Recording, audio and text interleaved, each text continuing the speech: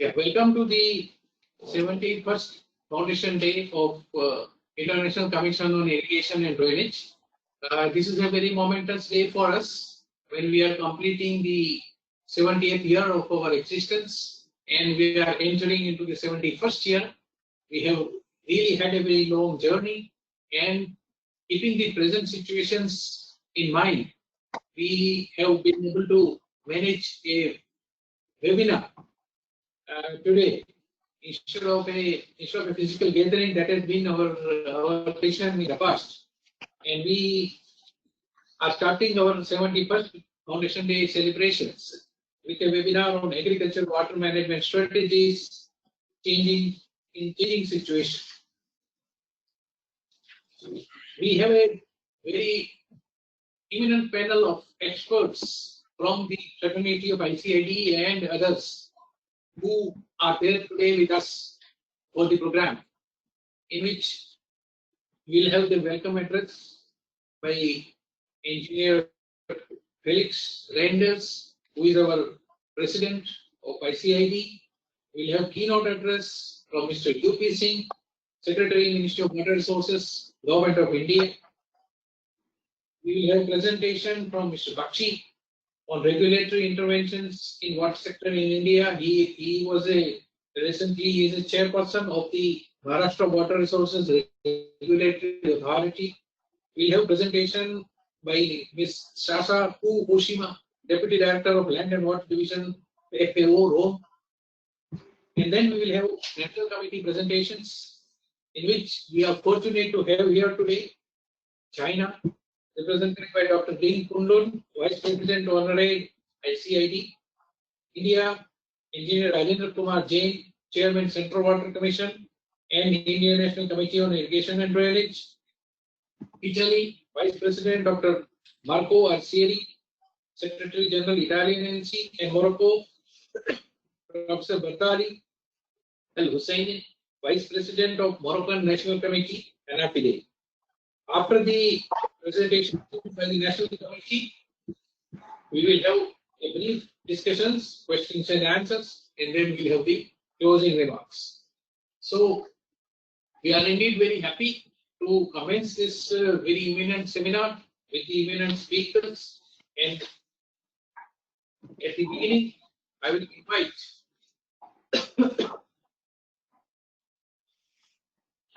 Engineer Felix, Reinders, South Africa. Before I invite him, I would like to give a brief introduction of Engineer Reinders for the audience. Engineer Felix Reinders is a professional engineer with 36 years of experience in the field of agriculture and civil engineering. He holds specialization in water resources management and irrigation engineering, including research, design, training, and monitoring and maintenance. He has authored many scientific and semi-scientific papers and articles in the field of irrigation and served on various water research commission projects. Engineer Reinders is also a visiting lecturer at UNESCO IHE Institute for Water Education, where he imparts knowledge in design and operation of drip and sprinkler irrigation systems. He is a world-level expert in these areas. Engineer Reinders has been associated with ICID since very long time, and he was elected as Vice President of ICID for the period 2005 and 2008. He has successfully chaired and organized the IEC meetings in South Africa, and he is serving as President ICID since 2017 and has brought in many significant changes to the organization and brought the organization new recognition levels and new heights in the world community of irrigation and drainage. So I would now request Dr. Reinders to kindly make his presentation. Over to you, sir. Thank you. Let me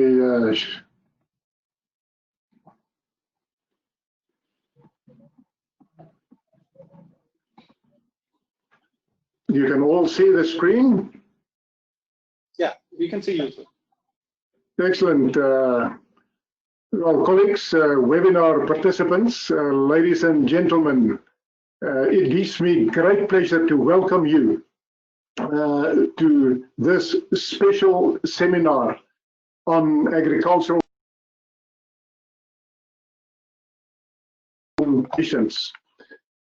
As you know, it's a special day for ICID, as we also celebrate our Foundation Day.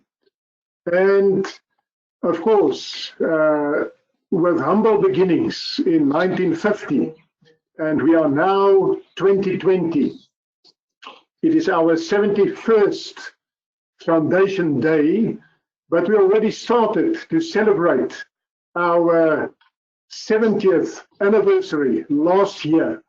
And this is actually culminating now to the celebrations this year. So today, on the 24th of June, 2020, the International Commission on Irrigation and Drainage celebrates its 71st year of foundation. So I feel proud and honored to be part of an organization that has successfully steered through the testing times of agricultural water management and has sustainably created value for all its stakeholders.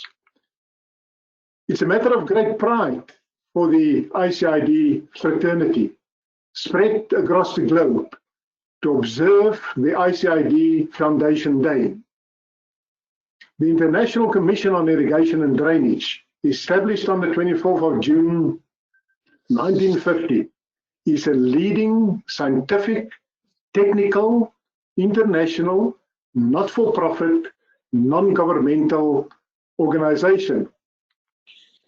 ICID is a professional network of experts from across the world in the field of irrigation, drainage, and flood management.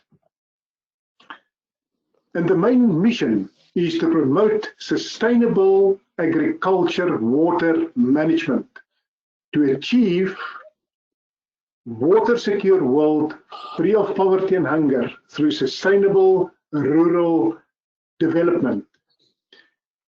So ICID is a knowledge-sharing platform dedicated to issues that covers the entire spectrum of agricultural water management practices, ranging from rain-fed agriculture to supplemental irrigation, land drainage, deficit irrigation, to full irrigation. In addition, drainage of agricultural land form the core theme of the Commission's activities. So floods and drought, the two extremes of increasingly variable climate as a result of climate changes, also form the focus of activities. So for the more than 75 countries that represent more than 90% of irrigation agriculture, it gives us the opportunity to dedicate ourselves to our mission. And as you know, in total, agriculture has been practiced on 1,533 million hectares, of which rain-fed agriculture is 1,233 million hectares, and irrigated agriculture is 300 million hectares. With all the various types developed over the years and being practiced by many countries to provide food and fiber for growing nations. We are extremely fortunate that we together witness a unique milestone and a great moment of pride in the Commission's history. From the humble beginnings, on your left above corner, the building which was inaugurated in 1966, and on the bottom left, the building, how it looks today. And then, of course, also various dignitaries visited the office in India And the picture on your right bottom, myself and Secretary General Engineer Ashwin Pandya in the foyer of that beautiful building, the headquarters of the International Commission on Irrigation and Drainage. So our journey has been a long one, and this incredible journey of ours is a testimony of the vision, the entrepreneurship, spirit, and commitment of our founders and leaders. Let's take this moment to pay homage to our founders and acknowledge those noteworthy accomplishments that created an institution which prides on its diversity. In the picture, you will see the 24 presidents over this couple of years since 1950. Some of them has passed away, and our sympathy and condolences are with the families. And we thank them for the leadership that they provided over these years in terms of steering ICID to waters of great excellence. I'm optimistic about ICID's future as the need for food and fiber are growing faster. We must stay prepared to proactively seize the opportunities. It's a time for us to collaborate, to innovate, and leverage our strengths to be amongst the leaders. Let's move ahead with utmost zeal and excitement and pledge our commitment to not only our customers, but all stakeholders who would be a part of our journey in the future years. ICID succeeds not because it is big or because it has been long established, but because there are people building it who live it, sleep it, dream it, believe in it, and build great future plans for it. Our roadmap to ICID Vision 2030 with the organizational goals provide guidance for every one of us. Let us celebrate the 71st Foundation Day with best wishes to every one of you, the management board of ICID, all the national committees and the ICID staff on this momentous occasion. Congratulations. Now, as you know, as part of this ICID Foundation Day celebrations, we have organized this international webinar on the topic Agricultural Water Management Strategies in Changing Situation. During the 71 years of its operation, ICID constantly moved forward from its focus on mainly engineering aspects in 1951 to include social, environmental, economic, and sustainable agricultural development aspects, keeping in view the impact of climate change and other developments, parameters on water security, and with the adoption of the Sustainable Development Goals by the United Nations in 2015, ICID adopted its new Vision 2030. Water secure world free of poverty and hunger through sustainable rural development. As we know, the agricultural water management covers the entire spectrum of agricultural water management practices, ranging from rain-fed agriculture to supplemental irrigation, land drainage, deficit irrigation to full irrigation.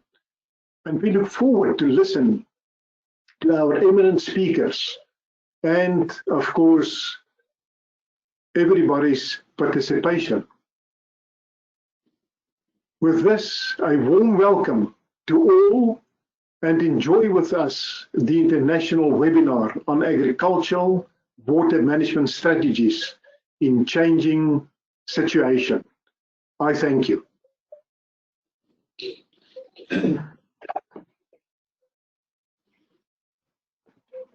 Thank you, Dr. Felix Reinders, who gave a very depth introduction and an overview of the ICID that we have today and the challenges that we have as of now. Now I have the honor to invite Mr. U.P. Singh, Secretary, Department of Water Resources, River Development and Ganga Rejuvenation, Government of India, for the keynote address. Before we have him for the address, I will give a brief introduction. Sri U.P. Singh is a 1985 batch Indian Administrative Service Officer with the Government of India. He has held very important assignments both at the state and central levels in a rich and varied, with a very rich and varied experience. He has joined the Ministry of Water Resources, River Development and Ganga Rejuvenation on June 2016 as Additional Secretary, and then he has also held the posts of Mission Director, National Water Mission, which is a very key entity for managing and mitigating the climate change effects, especially on water resources. He has also worked as Director General, National Mission for Clean Ganga, which is a dream project for the present government and a very vital project for the water quality security of the entire country. And he has been working in various other capacities in different fields like water resources, finance, steel, transport, etc. And he brings in a collective experience to the field. Presently, he is the Secretary in the Department of Water Resources, River Development and Ganga Rejuvenation, Ministry of Jal Shakti, which has been renamed from Ministry of Water Resources, with effect from December 2017. He is deeply involved in policy, planning and management of water resources in India, and he very keenly looks at the Yojana projects, which are the key projects for developing the water resources and irrigation infrastructure in the country, interlinking of rivers.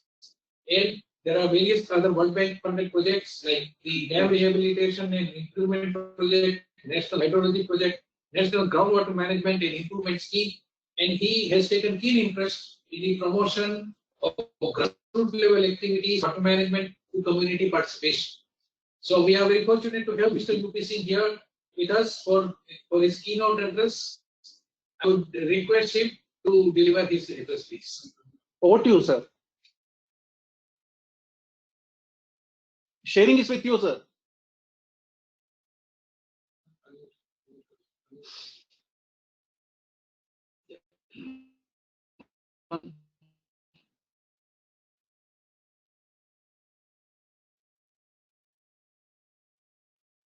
Yes, sir.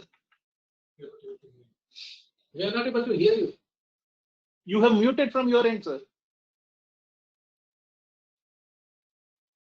Can you hear me now? Okay.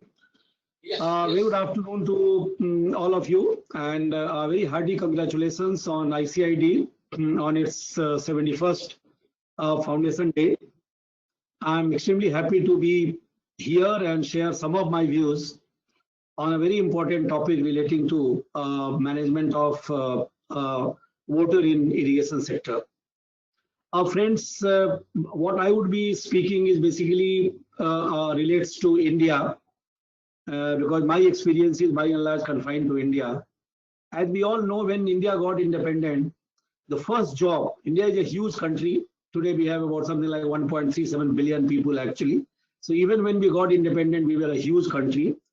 We needed to feed millions of Indians actually, which was not an easy job. So the first task for the government of the day was basically to bring the self-sufficiency in food grains. And what India basically adopted, the path of achieving self-sufficiency in food grains, was basically through the route of irrigation. And initially, we embarked on very large number of what are called basically large dams and canal networks. In fact, our first Prime Minister, Pandya Jawaharlal Nehru, when he went to lay the foundation stone of Bhakra Nangal, he called it a temple of modern India. Today, of course, this word is used for many other infrastructure projects, even power plants, steel plants, etc. But to begin with, basically the temple of modern India was dam. And it did work actually. and we did get what is called a self-sufficiency in food grains. And today India is the largest producer in terms of a number of food grain items actually. And our coffers today are overflowing. We have more food grains than we consume. And but today, something which was, of course, the self-sufficiency in food grains was not brought out entirely by dams and canals, because in India, like many other countries, also especially in India, a lot of irrigation water comes from groundwater actually. And we all know, perhaps this fact is known to everyone, that we are the largest extractor of groundwater. In fact, the next two largest, we extract about 25% of the world's groundwater, and we extract more than USA and China combined. So something which brought us both dams and canals, as well as the millions of structures of the tube wells and those kind of structures came. Today we have about something like 30 million structures for the groundwater extraction. So something which brought us of self-sufficiency in food grains, which provided a solution to India's hunger, today has become a matter of concern. Today the major issue is that of sustainability of water in India. And when we talk of water security or water scarcity or whatever we talk of, basically the first thing everybody realizes that without the reform in agriculture or irrigated agriculture, it would be very difficult for India to become a water secure nation actually.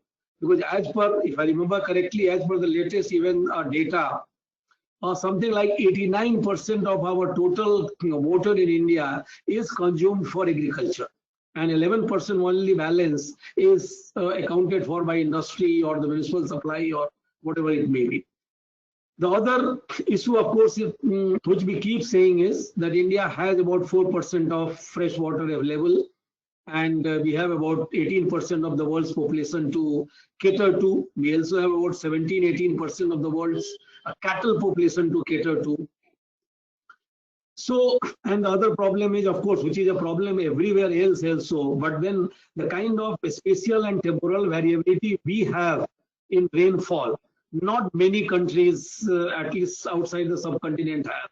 Most of our rains are confined to 3–4 months of what we call monsoon, more than 75%. And the spatial variability is such that we have areas where we get more than 4,000, 5,000 millimeter rainfall, and there are areas which doesn't get even a couple of 100, even 200 millimeter of rainfall. So we have a wide range, maybe from one of the wettest place to one of the driest place in India. And then it was, as it was pointed out, the new elephant in the room is basically a climate change. And today, perhaps the impact of climate change we find in India is most visible on rainfall. Now, rainfall, basically the number of rainy days, total rainfall hasn't changed, but its distribution over time and space is becoming more and more skewed. The number of rainy days are decreasing actually. On the other hand, everybody talks of that if you are talking of water security, if you are talking of larger area to be irrigated, basically everybody talks of basically dams. Now, I do not want to, there are two schools of thoughts actually on large dams. One school of thought says that like dam the dams. The other, basically a group basically talks of that only way to store water, because we get rainfall for 3 months, we need water for 12 months. So basically to meet the balance requirement of 9 months, we have to store water, and nothing better than dams to store water. But then today, as you all understand, construction of new dams, perhaps in India also, I'm not saying new dams are not being constructed, but the heydays of large dams are no longer there. Maybe because the best sites already have been taken care of. In India today, land acquisition, resettlement, rehabilitation. India is a very densely populated country actually. Resettlement, rehabilitation, environment clearance, forest clearance, wildlife clearance, and there is so much of activism in India, right from non-government organizations to different kind of community-based organizations. So it would be increasingly more difficult basically to bring new projects as far as the big large dams are concerned. And the similar is problem about the groundwater, which I have already stated, that overall maybe we are extracting maybe something like 62-63% of the water which goes inside the earth. But this is so varied. In some of the states of India, let's say Haryana or Punjab, which is known as granary of India, which produces so much of rice and wheat. Some of the areas in those states, we are drawing something like 200%, 250%, close to 300% of water which goes inside. So that's certainly not a sustainable state of affairs. And we are running out of water in the aquifer. And time is not very far off, then those aquifers will go completely dry. So today our challenge is basically, while we need to expand area under irrigation, perhaps we will have, what we will have to do is that maybe with the same kind of storage which is available, the same kind of water which is available, how do we irrigate more areas and more effectively? And I think it's already there. I have gone through some of the presentations where it is shown. One of our Chinese colleagues is perhaps going to present it today also, whereby we know that with the same, the China and India has same kind of area, almost same area under irrigation, but they utilize much less water than we do. And their productivity is much more than our productivity actually. So in a way, I always say that our inefficiency in a way, what we talk of water use efficiency, which is of course defined in different ways, but it's generally said that our water use efficiency is something like 35-40% actually. So in my opinion, increasing water use efficiency could provide a lot of solutions to our problems actually. Of course, so there are a number of things, perhaps the time is not, so much time is not available to deal with all of them, but we are working on quite a few things actually. One is working, there are certain policy changes which is very much required as far as the India is concerned. Today, our cropping pattern has nothing to do with the water endowment of a place. In the sense that Punjab and Haryana are not supposed to grow, let's say, a paddy. It was not being grown even up to early 1980s. Today, so much paddy is being grown in Haryana and Punjab, mainly because of the fact that the farmers get a free electricity. So they can pump in as much water as possible with a very disastrous kind of result. Some measures have been being taken by the state government, because as you understand, in India, water is a state subject actually. So most of these policy changes and all have to come from the state. We, of course, play the role of a catalyst. Similarly, there is a issue of, in India, it's peculiar to India, is something called procurement. In India, we fix a minimum support price for a large number of commodities, both paddy or wheat or sugarcane or even coarse grains and all less water consuming crops also. But when it comes to procurement, the government machinery, what is buys and sells it through public distribution system, basically it works only for two crops of wheat and paddy. So we need to basically tweak in a kind of a procurement policy in such a manner that it promotes less water consuming crops at the cost of maybe a paddy or a wheat actually. So of course there are a number of other policy initiatives which like recycle, reuse of water. Our friend who is going to talk about water regulation, that's another area which we have taken up with so many states. But Mr. Bakshi will be making a presentation today. Maharashtra is the only state in India which has today a functional water resource regulatory authority actually. And everybody, when he talks of a regulatory authority, one thinks that perhaps immediately what is going to be is that water is going to be kind of a priced or a commercialized or something of that sort, which is a very sensitive topic in India. But perhaps we need slowly to go towards that, but we need to have a regulatory authority and we need to at least start the allocation and measurement of water. How much water should actually go to agriculture, how much water should go for a municipal supply, and we measure. And then if someone wants more water, then it has to be linked to something else. So that's another area. The other area which we have started working, of course, is we have realized that so far our emphasis has been mostly on the supply side management. We have not been, even though we have a huge now program of micro irrigation and all, but we have not worked so much on demand side management. in all sectors, whether it's in agriculture, whether it's in industry, whether it's a municipal water supply, the demand side management always has been something which has been a wanting link actually. So what right now for a groundwater management, what we have started a scheme called something called Atal Bhujal Yojana. This is a national groundwater improvement management scheme. And the crux of this scheme is basically a participatory groundwater management in with a demand side management, emphasis on demand side management. And we feel that this, for a country like India, participatory groundwater management is extremely important. We need to involve people actually, and those people should understand. Either we take the people to the aquifer or we take the aquifer to the people. People need to understand what is aquifer. For example, when I was not dealing with water resources, I thought that we have infinite amount of water available within our feet actually, and we will keep pumping and there would be no problem. We didn't know that aquifers also contain only generally a limited amount of water, and we keep extracting without bothering for water recharge. Then a time will come when our aquifers will run dry actually.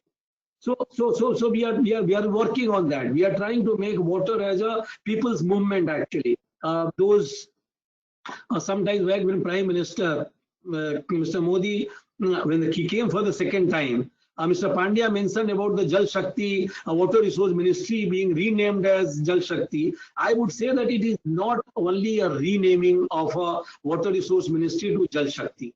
This is the first steps towards integrating various functions relating to water actually. How a supply side and demand side talk to each other. For example, right now what has been happened, of course it has a long way to go, but right now water resources as well as drinking water and sanitation has been made one ministry. Now earlier when a drinking water person is there, he is not bothered that how much water is available in the ground or what is to be done. All he does is that he digs up a tube well, 200 meter, if that goes dry, he digs up another tube well which is 300 meter deep actually. But he doesn't bother that there is a need perhaps to recharge the groundwater or know the aquifer where. So this is one attempt. Maybe this is the first phase of integration only. So what is that integration? The other thing is when Prime Minister came, he talks to the people through a radio communication. In India, radio communication is still perhaps the most effective way of communicating with the rural masses and all. So he comes every month with a program called Man Ki Baat, where he speaks right from his heart. So there, when the first time he made, after this new government came and Man Ki Baat was suspended for a few months because of the model code of conduct. When he started, the first time only 10 to 12 minutes, he only basically talked about water conservation and to make what in India, water is known as Jal. So how making a Jal Andolan as a Jan Andolan. So a movement of water is to be made as a people's movement actually. And last year a lot of work was done in this regard. This is not again a forum to share all that, but today we have started already seeing the results of it. And today, for example, our situation this year, maybe it was also because of the good rainfall we got last year, but today our water, the kind of hue and cry which was there last year for water scarcity, right from Chennai came into kind of became an international news relating to water scarcity. This year we are in much better because we have started basically managing our water somewhat in a better manner. So I would say that our emphasis right now should be basically not so much, one is the water resource development we have been talking, but water resource management has become today very important. There are states, for example, take the case of Madhya Pradesh in India. Madhya Pradesh has not added much to their water reservoir capacity, but they have 2 times or 3 times the area under irrigation. Because they have gone for a smarter kind of irrigation. They are doing only supplemental irrigation and all the balance they utilize during what we call a Rabi season, and they have gone for a huge micro irrigation. Earlier, we were not thinking that micro irrigation could be on an area of 1 lakh hectare or something, one project. We were talking in terms of maybe a few hundred kind of an hectare. But 100,000 hectare kind of one project of micro irrigation was not really being thought of.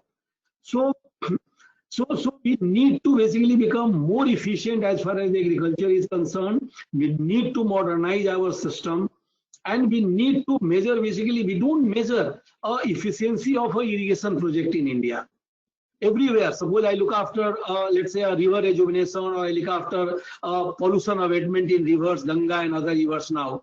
There, suppose I set up a sewage treatment plant, then I measure that, okay, this sewage treatment plant is that of 100 MLD. What is its capacity utilization? How much sewage are we getting?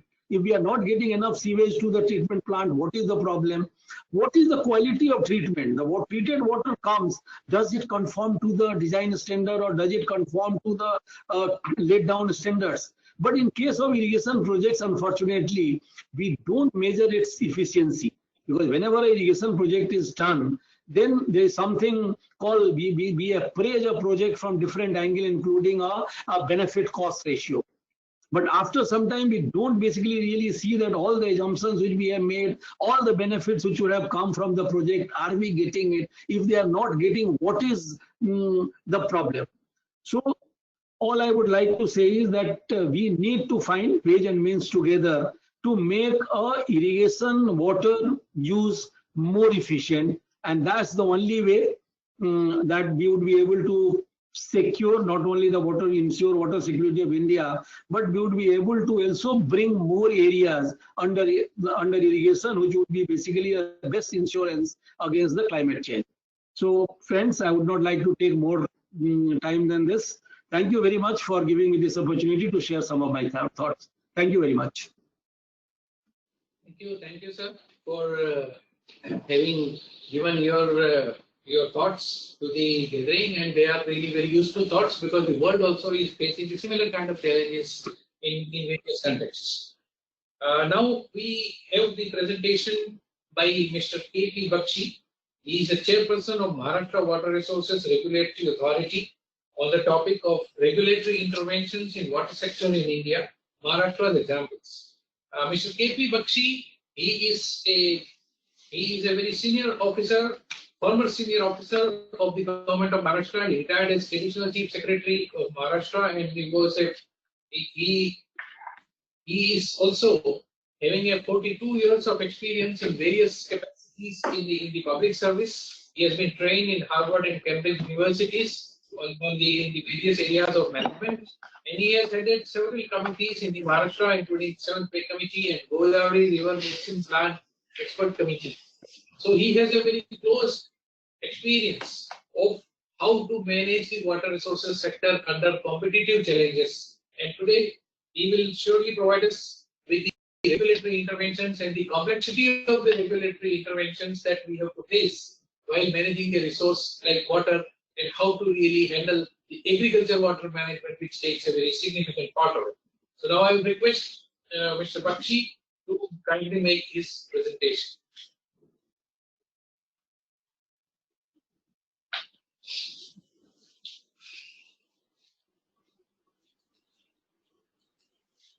Bakshi ji, please unmute yourself.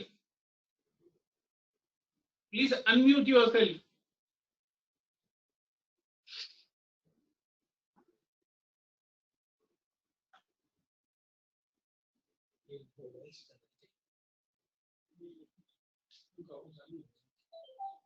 Yeah, it's okay now. Are you able to hear me now? Yeah, please. Yes. Thank you, Dr. Pandya, and good morning, good afternoon, and good evening to all the members attending this webinar. First of all, let me congratulate ICID, the President, Mr. Felix, the Secretary General, Mr. Pandya, and all the member countries for having completed 70 successful years. So our heartiest congratulations from Maharashtra and also from the regulator of Maharashtra. There is a slight correction. I have completed my term in the month of May 2020. Therefore, I am former chairman of the MWRRA, not the present chairman. The process of appointment of sorry. May I request you to share your presentation from your end? Yeah. The presentation is already with Mr. Dr. Keynote. Okay, we will do that from our end. Yeah, so if you can put the presentation, then I can go straight to the presentation.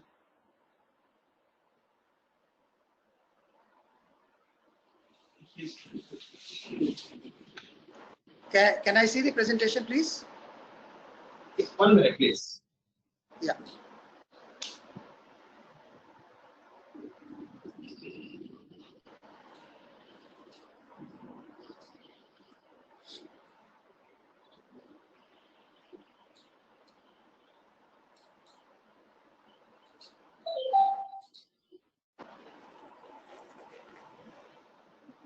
Are you able to see this now? I can't see the presentation. I can't see the page. I can see all of you, all 5 of you. We can see, but the presentation is not visible on my earlier presentation. I could see President's presentation. I could see. Yeah, 1 minute, please. Yeah, sure. In the meantime, you can just start narration. In the meantime, we are putting the presentation. Okay, right. So when we're talking about agriculture water management strategies, can I go ahead? Can I proceed? So please continue. Please. Can I proceed? Can I proceed? Hello. Hello. Yeah, please, sir. Okay, please go ahead. We are putting the presentation. Okay. Okay, fine. So when we're talking about agriculture water management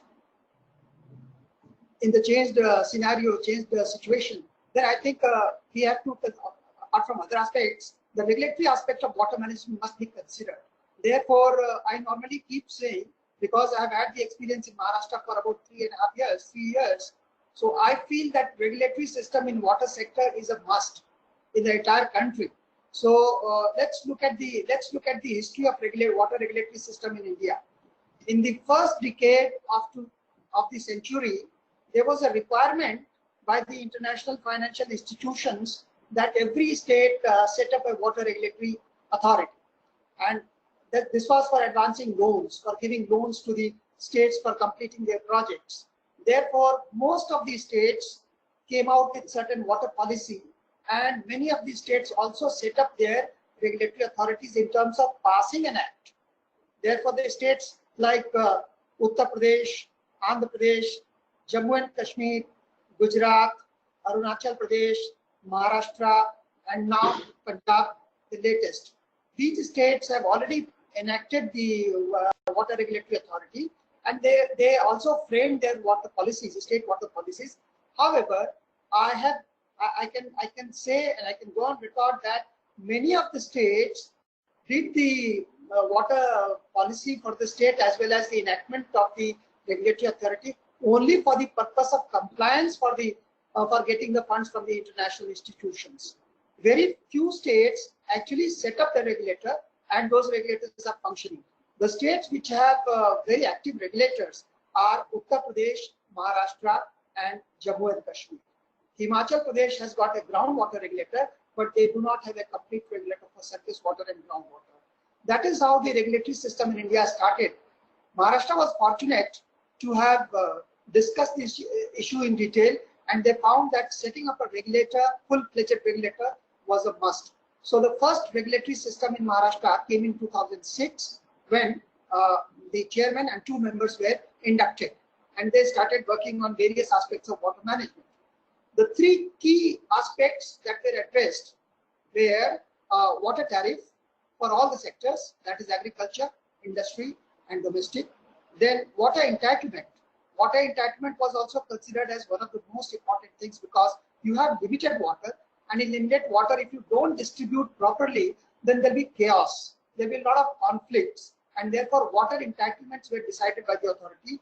And last but not the least is that water management was sought to be very efficient, and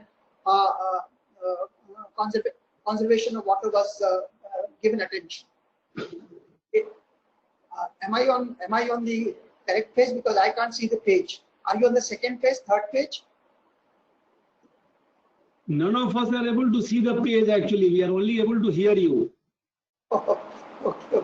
So So there is a disconnect between my slides and the way on the top. Anyway, I'll go ahead. In Maharashtra, there were three very important interventions in the first decade of the century. One was at the policy level, the second was at the institutional level, and the third was administrative. So at the policy level, the state water policy was framed in 2003 and declared.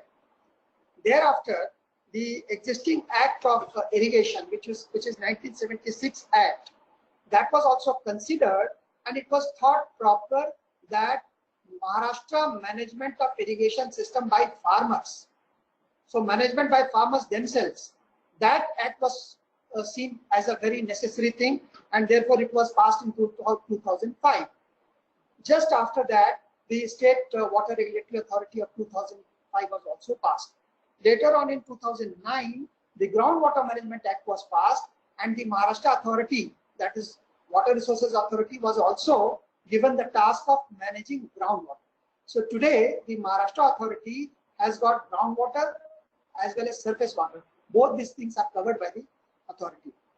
Actually, I wanted to show you the slide of various basins in Maharashtra. There are 5 important basins.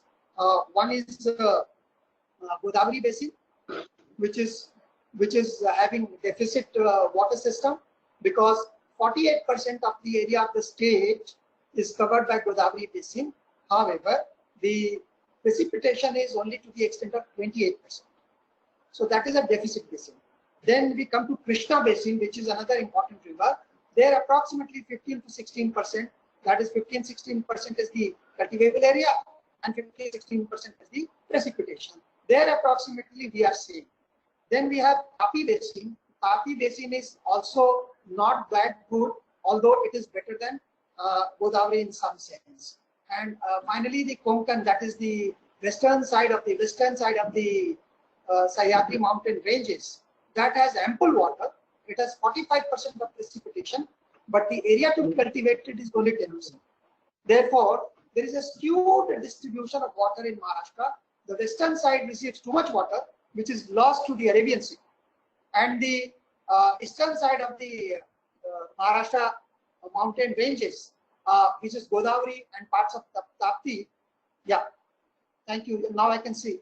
Please go to the third page.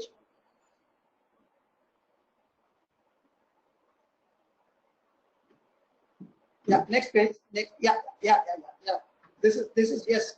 No, before this one. Before the river basin system. One page before, one slide before.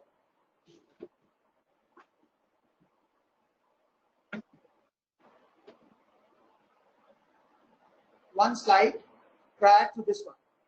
Yeah, this one. Can you make it bigger? Full screen. Can you make it full screen, please?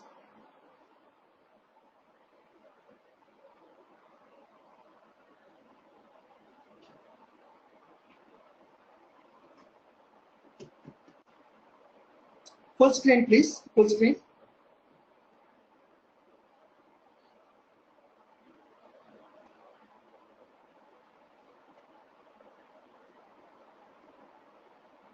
Okay, much better, much better. So I was on the policy, that is State Water Policy of 2003. Then Irrigation Act of 1976 was considered.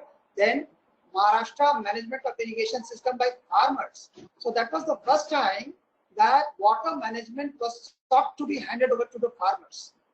It has progressed, but not to a very great extent and not to a satisfactory level. Then we came up with the Regulatory Act, and also in 2009 we came up with the Groundwater Act. Then institutional reforms were done. What happened? What were the institutional reforms? Irrigation development corporations were made for each of the basins. So there are 5 development corporations which take up the work of irrigation dam management, dam construction, distribution, etc. And they actually they are away from the government, and they can take faster decisions as compared to the government.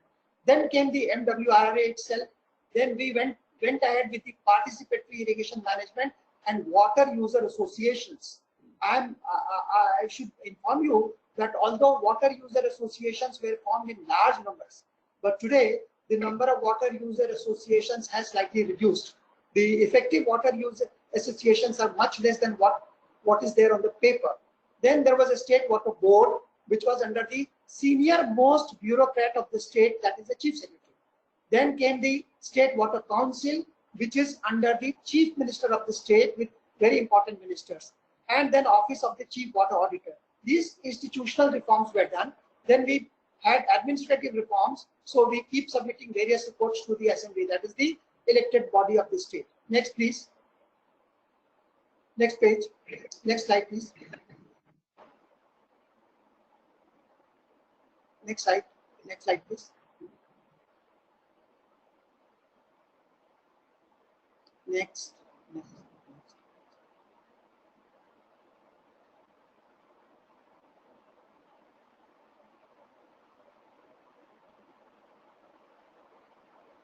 Yeah, thank you. So clearly you can see 5 river basins. The yellow one, which is Godavari, it covers 49% of cultivable area of Maharashtra, which is half Maharashtra, and it receives only 28% of rainfall. It is also in the rain shadow area of the Sahyadri ranges in the western side of Maharashtra. The green one, greenish blue, which is the ample water zone, which receives about 45% of rainfall, and it has to irrigate only 10% of the area. So most of the water is lost to the Arabian Sea, and it is of no use to Maharashtra. The pink one is just about okay, and Tapi Basin, which is on top, is just about okay. Next, please. Next slide, please. Yeah, so I won't take much time on this. This is it started with the chairman and 2 members. Now it is chairman with 4 members, and it is also the state groundwater authority. Next, please.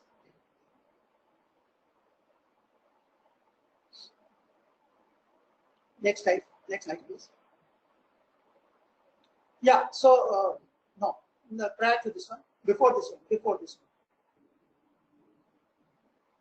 Yeah, so the regulatory authority, why I keep saying that is because I'm given to understand that at least 10-15 states are making their are interested in making the water regulators. But somehow what the regulator can do, what the regulator has done, has not been really told to all of them. And therefore, in fact, Mr. UP Singh has taken a lot of steps to make sure that all other states fall in line, and they also have their water regulators in place so that the importance of water is understood well in time. In the change scenario, why I am insisting on these 2 things. One is every state in the country must have a water regulator, because I have seen the benefits myself, and I have also gone through the experience. I have gone through the debates. I have gone through the public consultations and the willingness of the people to accept some discipline. Therefore, having a water regulator in every state of the country is a must in the change scenario. That is one thing I keep emphasizing. Second, which I keep telling Mr. UP Singh and others in every forum, I say that the subject of water, which is in the state list in the constitution, should be now moved to the concurrent list. That means the state as well as the union, they must have joint powers over water. Time has come that we cannot leave it to the states, because it is all, it's an issue which is concerning various states, and there are issues where a neighboring state can want water from me in more quantity, and they can give something else to me in the state. Therefore, it has to move to the concurrent list of the constitution. I say that this is the right time to start this debate again, because in the change scenario of COVID, there is a change in mindset of the people, and people are willing to accept tough decisions on the part of the government. And therefore, these are tough decisions. Sometimes they become very, very political decisions, but this is the right time to restart the debate and push the agenda so that in concurrent list you have water, and therefore all regulatory authorities and central regulatory authority, if possible, can really do the work in the water sector. So the work which was done was Upper Godavari sub-basin, Girna sub-basin, and Bhima sub-basin. Here, the sub-basin distribution system was regulated by the regulator, and therefore conflicts became much less. And the upper catchment, which was holding too much water, as compared to their downstream areas, that got slightly balanced, and the downstream area also became very, very happy. Next, please.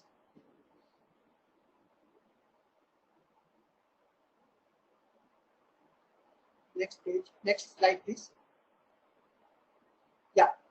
There was a problem where during deficit in the entire state or in a part of the state, how the water is to be shared between agriculture, industry, and domestic. So the regulator of Maharashtra devised a formula which passed on some of the deficit to all the three sectors, that is agriculture, domestic, and industry. Minimum to the domestic and maximum to the industries. In between was the agriculture. So there was a formula which was devised, and that reduced the conflicts which used to happen earlier. Next, please. Next slide.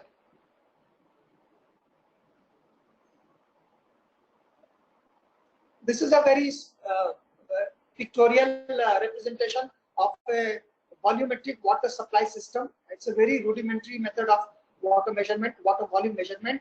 And I think all the participants who are hearing today, who are in the conference today, they will find a lot of opportunities for providing volumetric measurement system to each of the farmers and each of the dams and each of the water storage facilities. It's a great area for Maharashtra and for India, where a lot of investments can take place, and we can really go into detail in volumetric measurement. The regulator of Maharashtra switched over to volumetric measurement from 2017. Earlier the revenue was collected on the basis of area that was held by the farmer, not by the volume of water. But now we have switched over to water volume consumed by the agriculturists or by the industry, and therefore that system has slightly benefited the people. Next, please.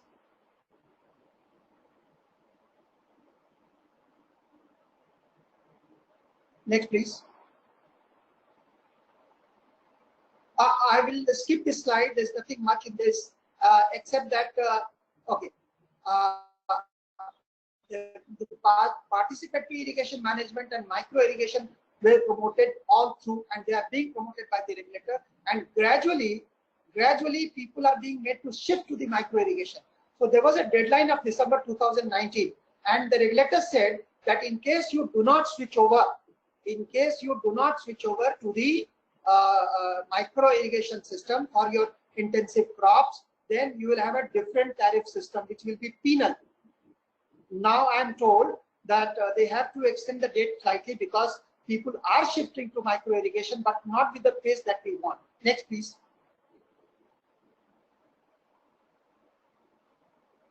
Next slide, please. Adjudicate. The regulator also looks into disputes of water, and therefore you see in the last 3 years, 2017 to 20, 38 disputes were solved, orders were passed, whereas in the first 11 years of the regulatory authority, only 22, except that there is a correction, it is not 11, it is 22. 22 regulatory orders were passed resolving the disputes. And I am happy to inform you that none of the orders of the authority have so far been set aside by the Supreme Court or by the High Courts of the state. They have all succeeded because there was reason in it, and the Supreme Courts also thought that equitable distribution is a must, and therefore no interference was there. Next, please.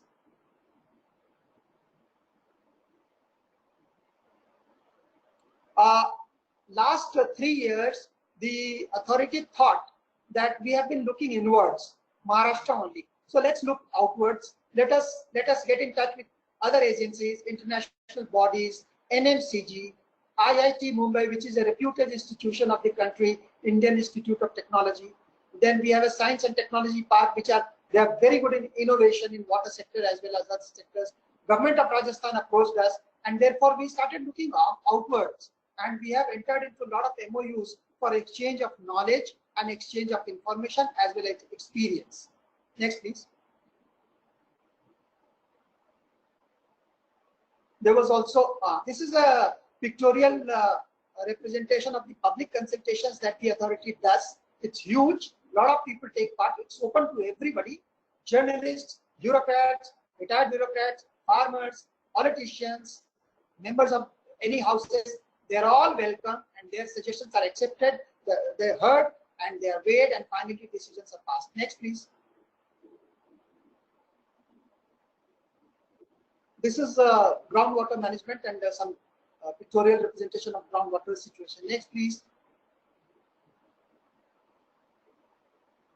Overall impact on state water resources. Water governance improved in the last 15 years. Water conflicts reduced. Awareness regarding water rights, obligations, and need for conservation increased. And I am again happy to inform the House that right now Maharashtra is recovering full O&M cost. Full O&M cost from the agriculturists, industrialists, and domestic users. So the entire O&M cost is fully recovered by the Maharashtra government because the regulator has said that you must completely cover the O&M cost. There is a thinking now that beyond the O&M cost, can we recover some of the capital cost, or let us say the cost of capital. If not the capital invested, then cost of capital, the interest, the other things, and some apportionment can be done or not. That thinking is going on. Then gap between the IPC and IPU reduced considerably. You can see 2.27 billion hectares in FEL and now 1.09 billion hectares in 2018. And agriculture water use efficiency increased to 212 hectares per MCM. So that is how the regulator has made impact in Maharashtra. Next, please. Conclusions: reforms are not readily accepted by all stakeholders and line departments. You see, regulator is nothing but someone who says be disciplined. Who will like the discipline? Neither the line departments nor the farmers, not everybody. So if somebody is coming with a stick and say that you get disciplined, I'll give you only few carrots, then naturally many people will not be interested. So it's a very slow process, and you have to use the opportunity when the country is prepared to accept new innovations, new regulations, new orders. It is the right time to impose having regulators in all the states. Water sector is dominated by government and socio-political system. MWRRA has done extensive work in the bulk water tariff, equitable distribution, and water in a sub-basin and dispute resolution. Decision impartial, transparent, because it is open court. We have made it in the form of a court where just like an open court, the matters are debated by advocates, and it is open, it is put on the website, people can know the decisions, reasonings are known. Regulatory authorities need more powers for reducing deliberate defaults. This I am saying because regulatory authorities do not have much powers today, except the tariff, which is one carrot or one stick, which is in your hand. Except the tariff and penal tariff, nothing much can be done by the regulator. So if you want more discipline to come in the water sector, then more teeth have to be given to the regulator. Water reforms take place at a very slow pace, which is a well-known fact. The second point, and I'll close after the second point, that as I said, that this is the right time. Once the COVID situation has come, and the entire country is in a state of dilemma as to which way they should move, and a lot of government orders are coming, a lot of getting debated, a lot of them are getting accepted. This is the right time when we can start a few debates and impose certain regulatory measures as well as certain changes in the constitutional arrangement, and that is the strategy to my belief. That is the changed strategy in the changed scenario for managing agriculture water also. Thank you so much.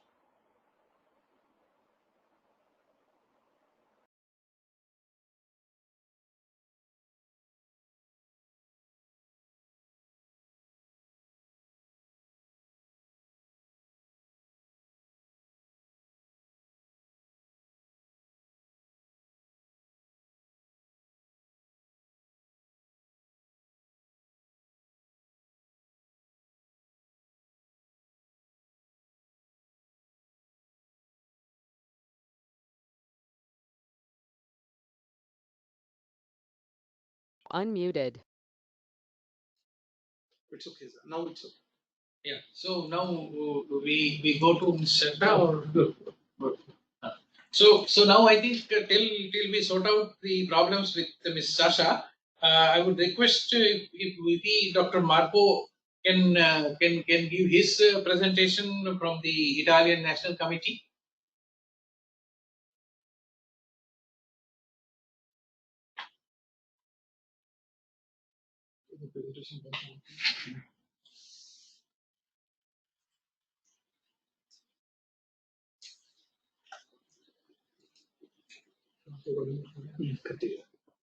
Okay, can you hear me? Yes. Yes. Okay, very good. So I will now share my presentation. Can you see my presentation? Yeah, we can see you. Okay, very good. So thank you very much for inviting me on this special day, 71st anniversary year. I will talk in my presentation on the situation that Italy has been facing during this COVID-19 pandemic phase. So we will go through some of the major impacts of COVID-19, specifically related to irrigated agriculture in Italy, and what has been the response coordinated by United Europe to counter the economic impact. And also we will go through how, seeing how has been ensured continuity of critical service delivery and how this has been possible by means of new ways of work. We will go through this. So what has been the impact of the COVID-19 on Italian agriculture?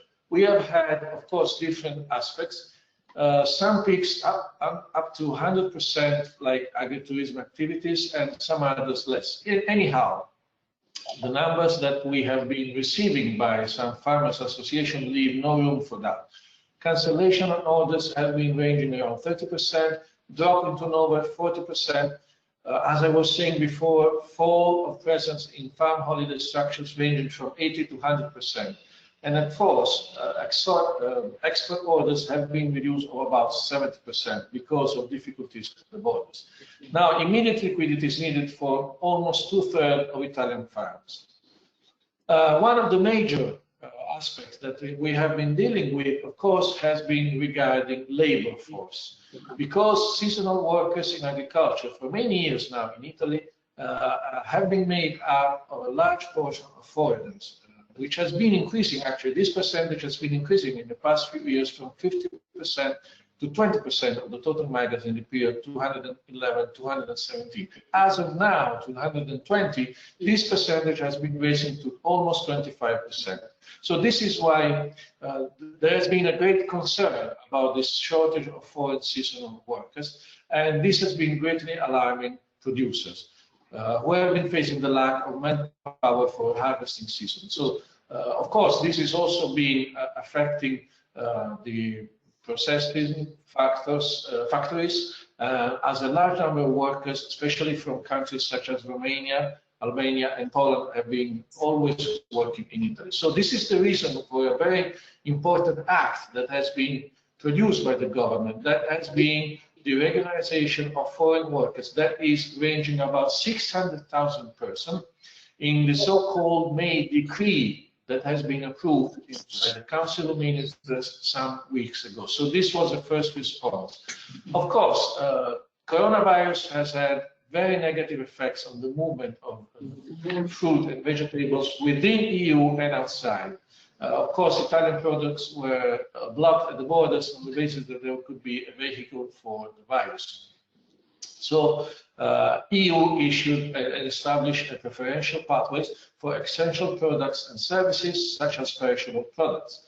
And also, very usefully, they provided indication for haulers in order to guarantee the workers' health and acceptable time for checks. Of course, export to non-EU countries has been particularly reflecting the negative wave of activities locked down, and especially in those countries where no container availability was there, for example. What has been the response of the EU Commission? Direct grants, equity injections, selected tax advantages, and advance payments up to 100,000 euros for a company active in the primary agricultural sector, or up to 800,000 to a company active in all sectors to address its urgent liquidity needs. Member states can give up to 800,000 per company, zero interest loans or guarantees on loans, which are covering 100% of the risk. The state, of course, the guarantees for these loans are taken by companies to ensure banks keep providing these loans to the customers. And these state guarantees which is very interesting, they can cover up to 90% of risk of these loans to help business cover immediate working capital and investment needs. You can find some references at this of what I've been talking about just now at this link. Now let's see very quickly what are the figures for Italy. Italy annually deploys about 20 billion cubic meters of water for agriculture and food production, and it's the second EU country in terms of irrigated surface, with 2.4 million hectares after Spain, which has 3 million hectares of irrigated areas. More than half of this irrigated area, about 1.3 million hectares, is collectively managed by water bodies such as land reclamation and irrigation consortia. The value for this agri-food production accounts for about 270 billion euros over a total GDP of 1.8, and exports are worth around 45 billion. So more than 3/4 of this production comes from irrigated agriculture, and which employs about 3,300,000 workers. What has been happening throughout the lockdown periods? The workers of the irrigation consortia, as you can see in this photo, they have been working constantly, and they have been engaged in the maintenance of the structures, ensuring a daily management access to operation. Some of them have been committed in field services as required. Others, many others, have been working from office. So we have had many cases of smart working as a consequence of the government options introduced, highlighting thus a remarkable operational resilience. At the same time, I think this is very important also to stress, the government is currently working, Italian government is working on the hypothesis of opening new construction sites, and investments are ranging around 1 billion euros for the future years, with the overall aim of improving and enhancing Italian hydraulic mechanism. Join the webinar, we are not. Of course, sanitary restriction and human fears, we could say, have not been conditioning public service responsibility, because all the operation and maintenance has been fulfilled by various staff people who have been working in compliance with the health prescriptions conceived for the containment of the pandemic. So we could say a daily service delivery and access to irrigation for farmers has been ensured. How could this be possible? This is interesting. This has been possible because we could say that in Italy we have a very efficient network of governing bodies who are currently operating. As I was saying before, these are the irrigation and land reclamation consortia, and especially because these, in time, they have developed smart systems for the management of water resources, such as the so-called expert system Irrigation. So such a system has been greatly enhancing possibility of adapting smart working procedures and ensuring service patient. Almost finished. What is Irrigation? Irrigation is an expert system for the irrigation scheduling that has been developed with support of European Union funds. And this system provides each farmer information on the following parameters: water requirement, interval and frequency, based on some informative layers such as the meteorological data, soil maps, water table data, crops data, user data, and soil sensors. The output of these is the added value of this expert system is that Irrigation can be very easily accessed by internet, or can be provided by SMS messages sent directly to the farmer on his cellular phone, his laptop, or wherever it is. So the farmer is provided, each farmer who has been adhering to this expert system, because he is part of the land reclamation and irrigation consortium, is provided with a password. He just needs to enter his information regarding his farm, his area, and some meteorological data. So in order he can have this irrigation advice related specifically to his farm. So I think this has been a major aspect that has been ensuring smart working for governing bodies for water management. This is why the government has been able to ensure daily provision of service to farmers and for irrigation services. And this is all. I thank you very much. Thank you. Thank you. Thank you, Dr. Marco. It was a very interesting presentation, and now I think we have sorted out our problems with the connection with Ms. Sasha, and we would now go for the presentation from Ms. Sasha, since my earlier introduction to her was lost. So I will do it once again. Ms. Sasha Koo-Oshima, she is the Deputy Director of the Land and Water Division in Food and Agriculture Organization of United Nations, FAO Rome. She has over 25 years of experience in international assistance and policy development in agriculture, water and environmental and natural resource management. She is a Senior Advisor Director of US-China Clean Water Action Plan at US EPA and at OECD. She directed and managed international water programs, compacts with donor agencies like public-private partnerships, climate resilience, multi-stakeholder and multi-jurisdictional policy engagements, blended financing, resource mobilization, and effective policy governance in sustainable water and natural water resource agriculture management. She has implemented and supervised a substantial set of country and river basin projects. She published extensively on international water issues, such as UN Water Development Reports. And in addition, she has served on various international technical advisory panels for GEF and Ramsar Convention in support of research and policy making for planning and management. She brings with her a very rich experience of FAO in the agriculture water management field.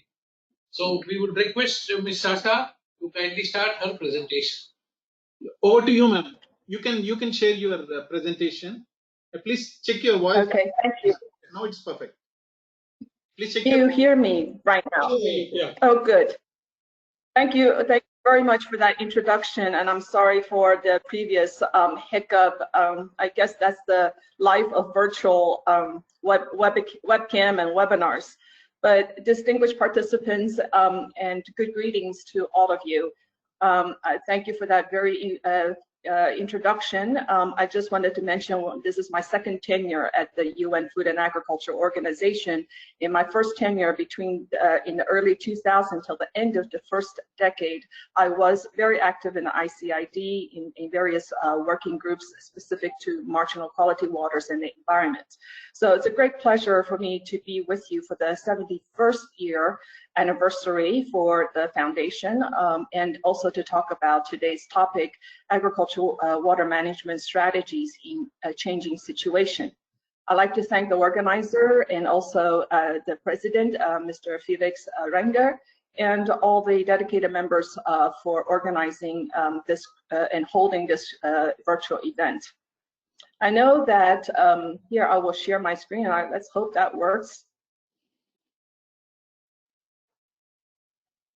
Can you all see this? Yeah. Yes. Great. Okay. Let's go to the front cover slide. I know that as we gather for this virtual event, the ongoing pandemic is at the forefront of our minds and around the world. And I will be talking about the challenges ahead in agricultural water management and partnering for effective response. Not only are we seeing that agriculture and food systems are straining to accommodate the shifting needs and resource constraints brought on by this pandemic, but making resiliency and sustainability of our food systems even more important as ever as we strive for more sustainable and resilient agriculture systems even during and after this pandemic. The presentation will be discussed under these 4 headings.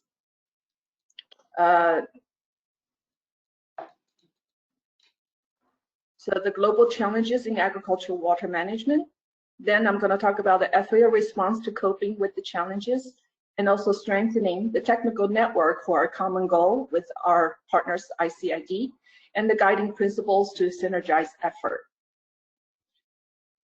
Land and water resources and the way they are used are central to the challenge of improving food security across the world. The demographic pressures such as population increase, to 9 billion by 2050, the climate change and also expected yield gap of major crops exceeding 50% in low-income countries, and the increased competition for land and water are likely to increase vulnerability. So all the changes and the trends that you see on this slide point to the need to sustainably intensify food production within the limits of natural resource.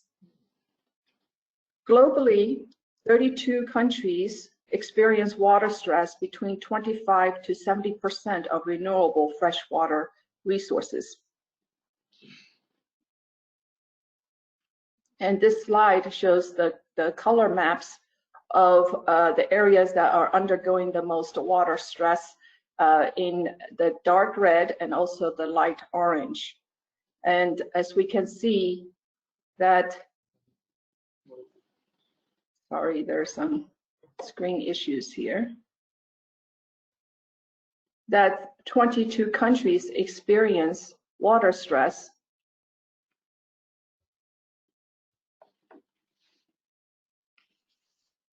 above 70% of renewable water resources, and 15% experience water stress above 100% renewable freshwater resources, and 4 countries experience water stress above 1,000%. And water scarcity is a relative concept, the imbalance between supply and demand, and that varies according to local conditions. And there are principally 2, the physical scarcity highlighted in the red tones, and also the economic scarcity, which is in the deep red zones. And the map with varying types of water scarcity is indicated on the gray and the blue and these various colors. And water scarcity is fundamentally a dynamic system. It intensifies with increasing demand and also decreasing quantity and also the quality of the resource. Since water scarcity has its varying dimensions, it requires an integrated approach in addressing it. In terms of response to the above challenges I just mentioned, the Sustainable Development Agenda 2030 stresses the importance of leaving no one behind, and this can only be achieved if the interlinkages are made between its 17 goals. FAO's mission in ending hunger and poverty focuses on goals 1 and 2, and we are also the custodian agency of 21 of the 230 indicators of the SDG monitoring system.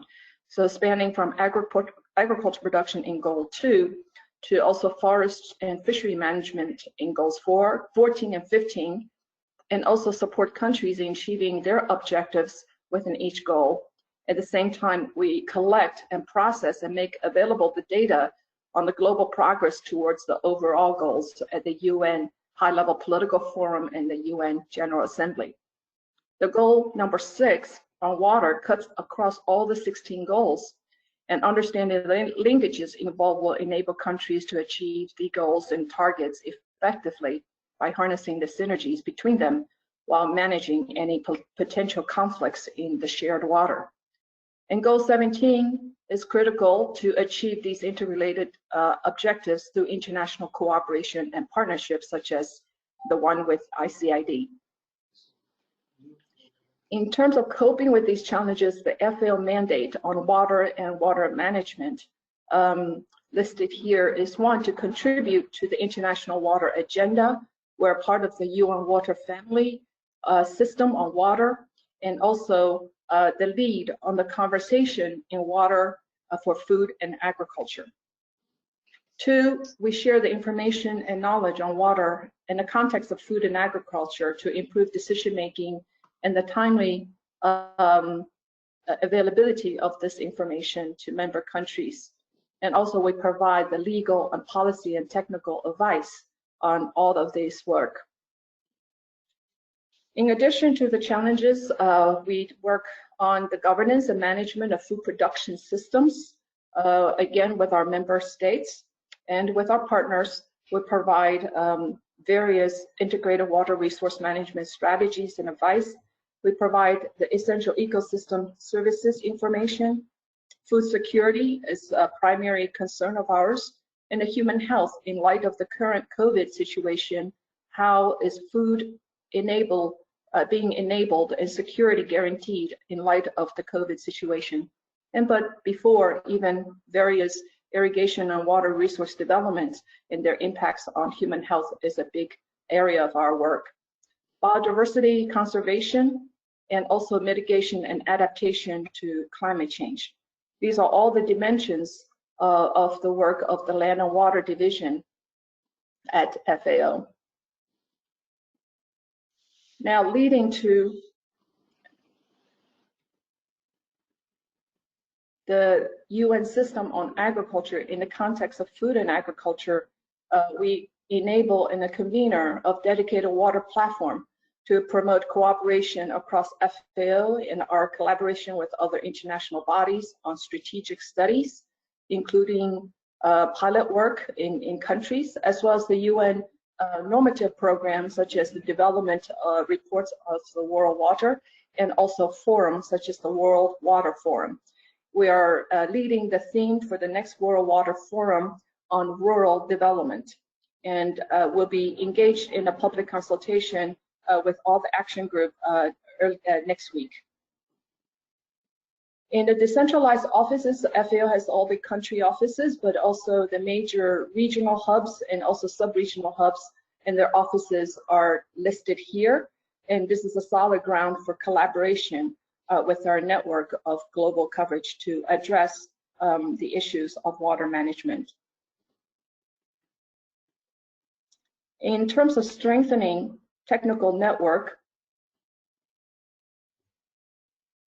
for a common goal, the division hosts 2 technical networks, land and tenure, and also water.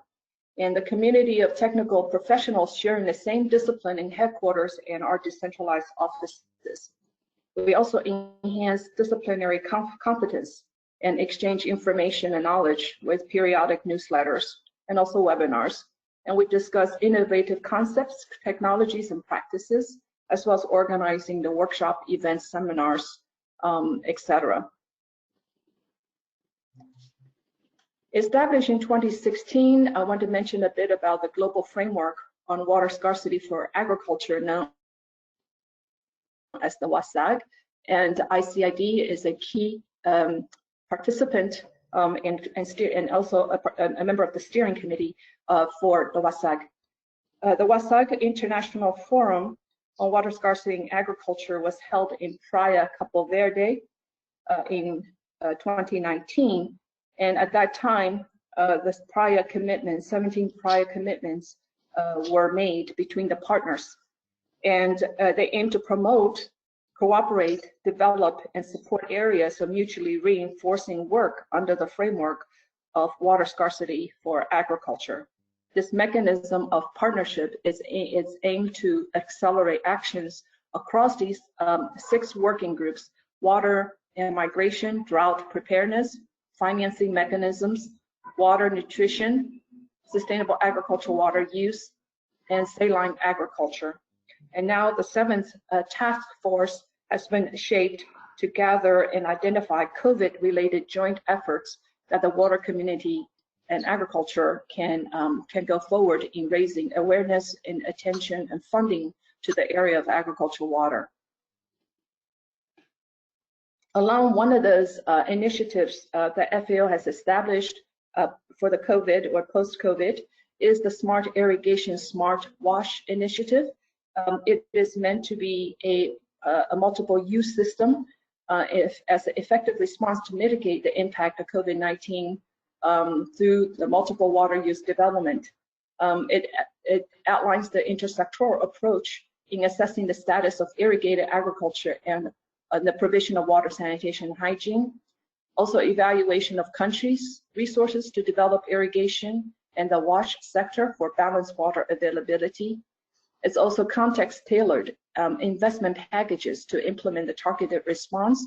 And this is important for multilateral development banks to look at how investments can be shaped through either gray, blue, or green infrastructures.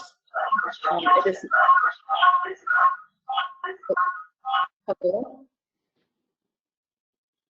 Okay, and the technical solutions based on country context.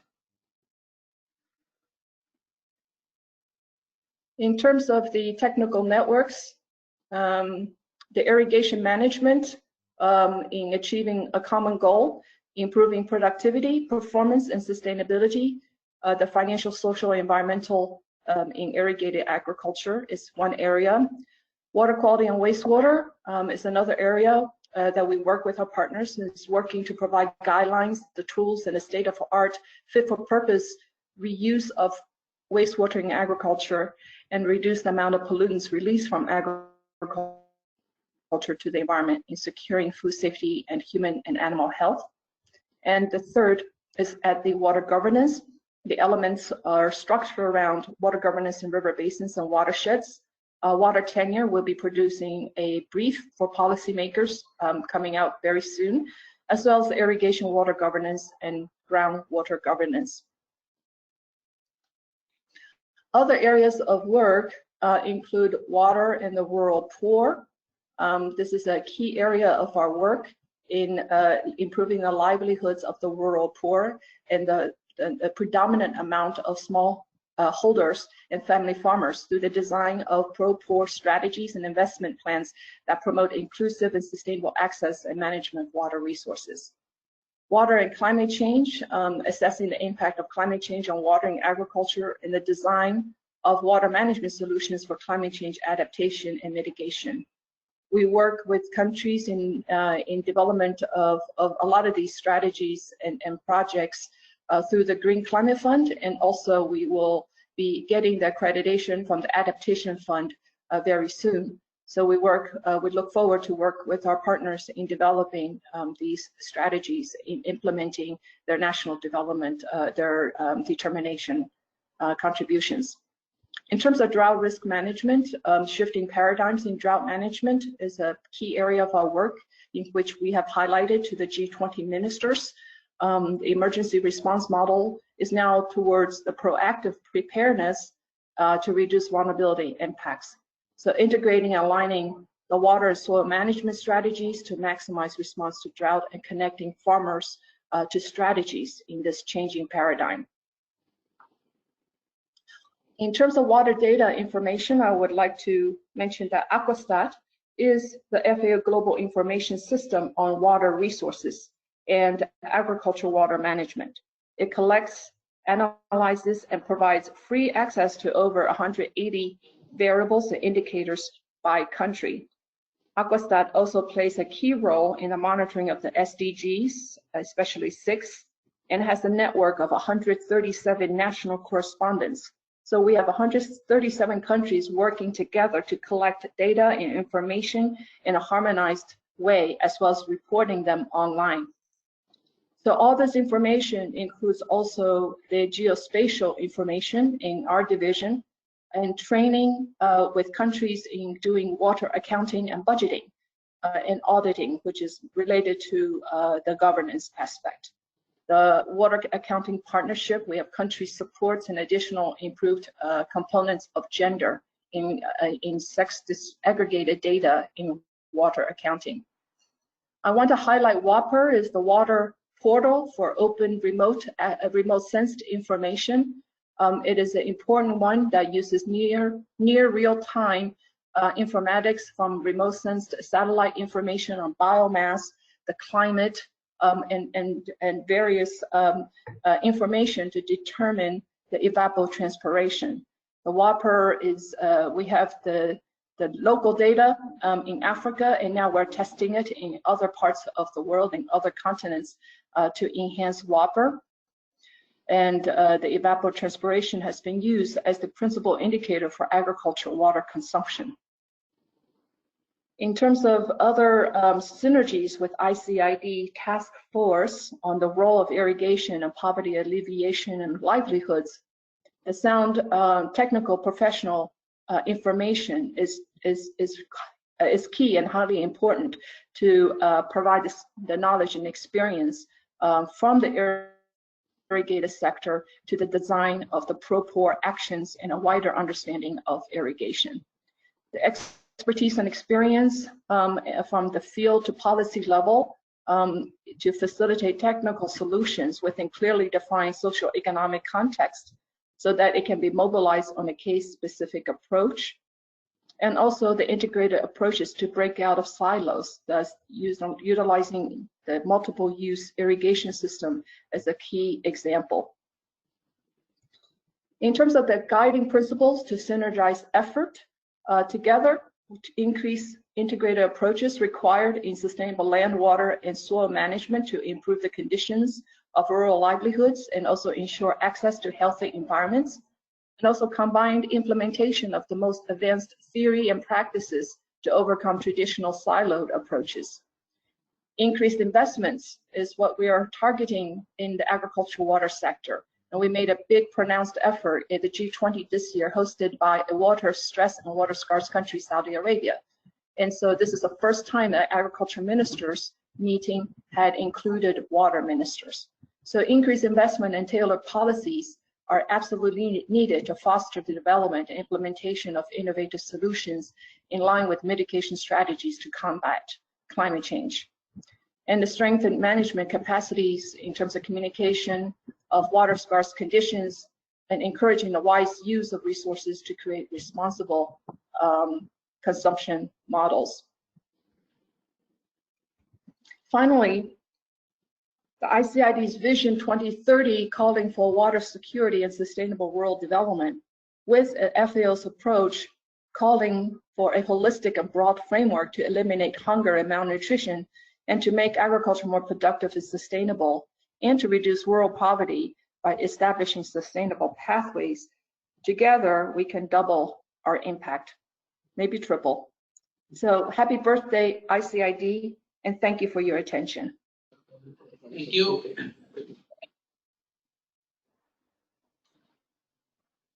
you. Thank you, Ms. Koo-Oshima. You have given us a very good encouragement, and your wishes will definitely go very far in our collaboration with FAO, which has always been close as ever. Now we have the presentations by the ICID national committees, where I would request the presenters to be brief and conclude their presentations in about 5 minutes each, because of the overshot. We have overshot our time. And of course, as you know, there were glitches which we could somehow sort it out at the last moment. So now we have the first presentation from the National Committee from China. We have Dr. Ding Kunlun, our Vice President Honorary of ICID, and a firm supporter to us in all our endeavors. So I would request Dr. Ding Kunlun to give a brief presentation on China with here Rajendra Kumar Jain. He is the chairman of Central Water Commission and chairman of the Indian National Committee on Irrigation and Drainage. And he will speak about various achievements that the Indian National Committee and the Central Water Commission have been making in the areas of water management across the country. So I would now request Mr. Jain to kindly start his presentation.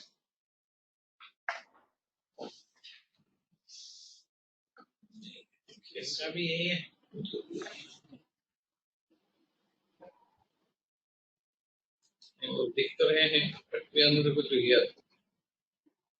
Yes, sir. Please continue. Yeah. Please share your presentation also. We have given you access. Yeah, we can see your presentation now. Okay, sir. You are able to see my presentation? Yes, please go ahead. Yeah. Okay. Sir, distinguished participants, I congratulate you all on this occasion of 71st Foundation Day of ICID. So,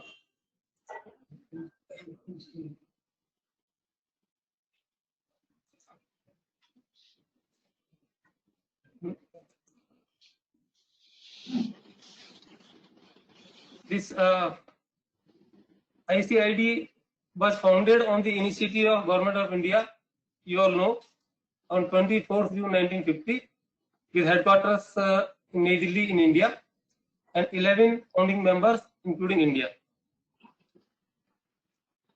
It had the patronage of at highest level. This is the photo of our first Prime Minister of Government of India, after who is a and the first founder president, Dr. A.N. Khosla, who is receiving the Prime Minister on the occasion of that founding of the ICID. The National Committee is being hosted by CWC, and INCID, CWC, and ICID are closely working in the field of water resources sector, contributing towards knowledge dissemination through workshops, conferences, seminars. Our Ministry of Jal Shakti means literal meaning is water power, but this is basically Ministry of Water Resources. In August 2019, they have reconstituted INCID as a dedicated national committee with representation from various states, union ministries, training and research institutions, NGOs, private sector, etc., for bringing ICID to the doorsteps of country level development. INCID have developed number of guidelines, manuals, and books for consolidating knowledge in irrigation management field. These are various events, various international events of ICID which have been hosted by Government of India. I will not go through the list again. I will just skip it.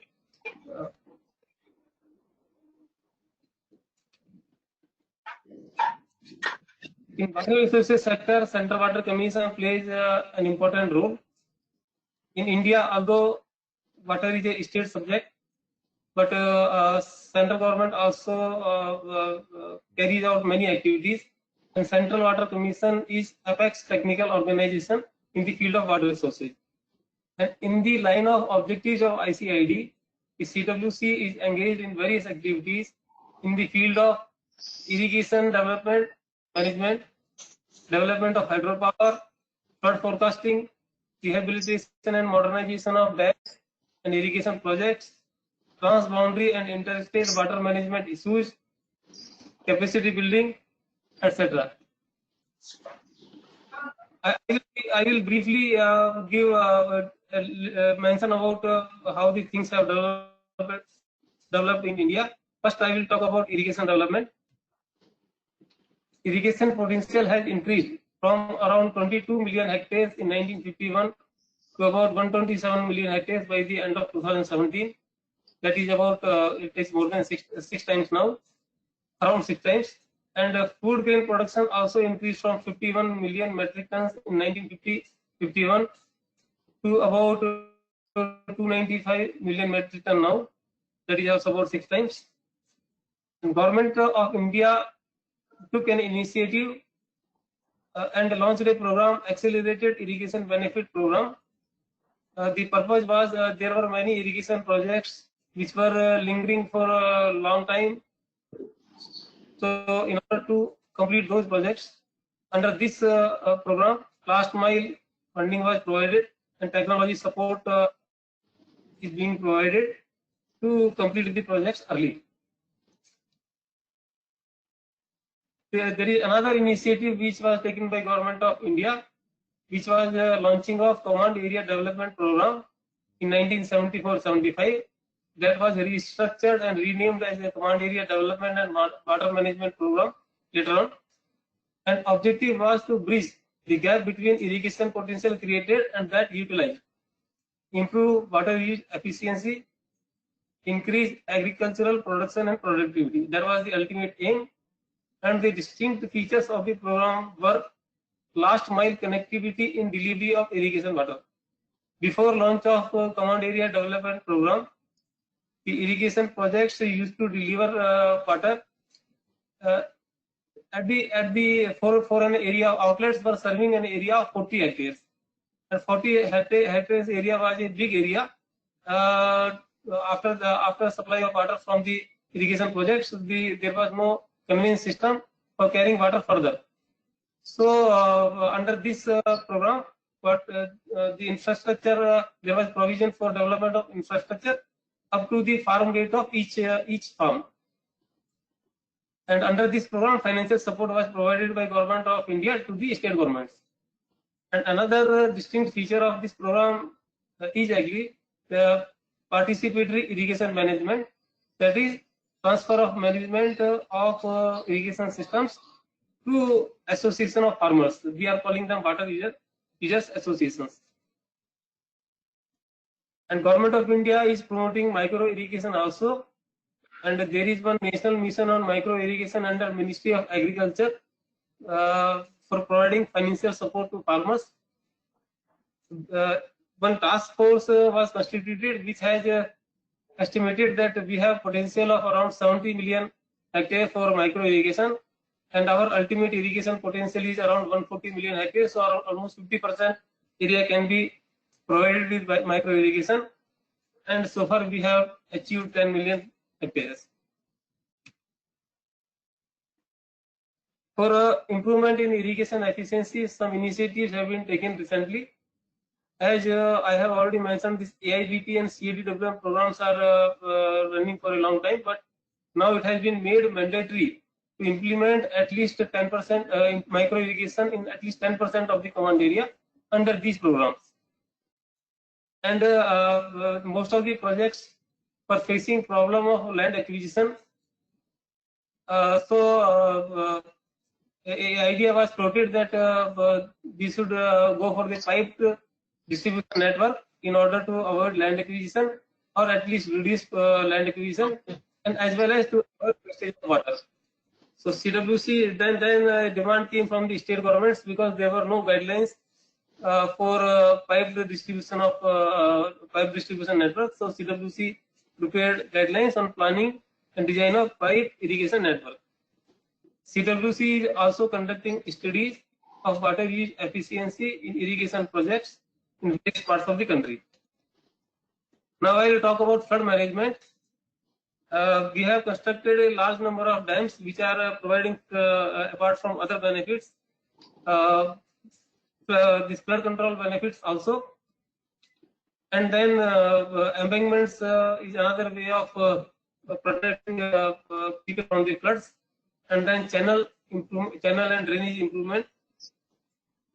So these measures have been taken, and we have so far constructed embankments in an area of around 37,000 kilometers, and we have done channel and drainage improvement works in almost 40,000 kilometers, and these works have resulted in protecting area of about 20 million hectares out of 40 million hectares, which is considered as flood prone because these areas get flooded very frequently.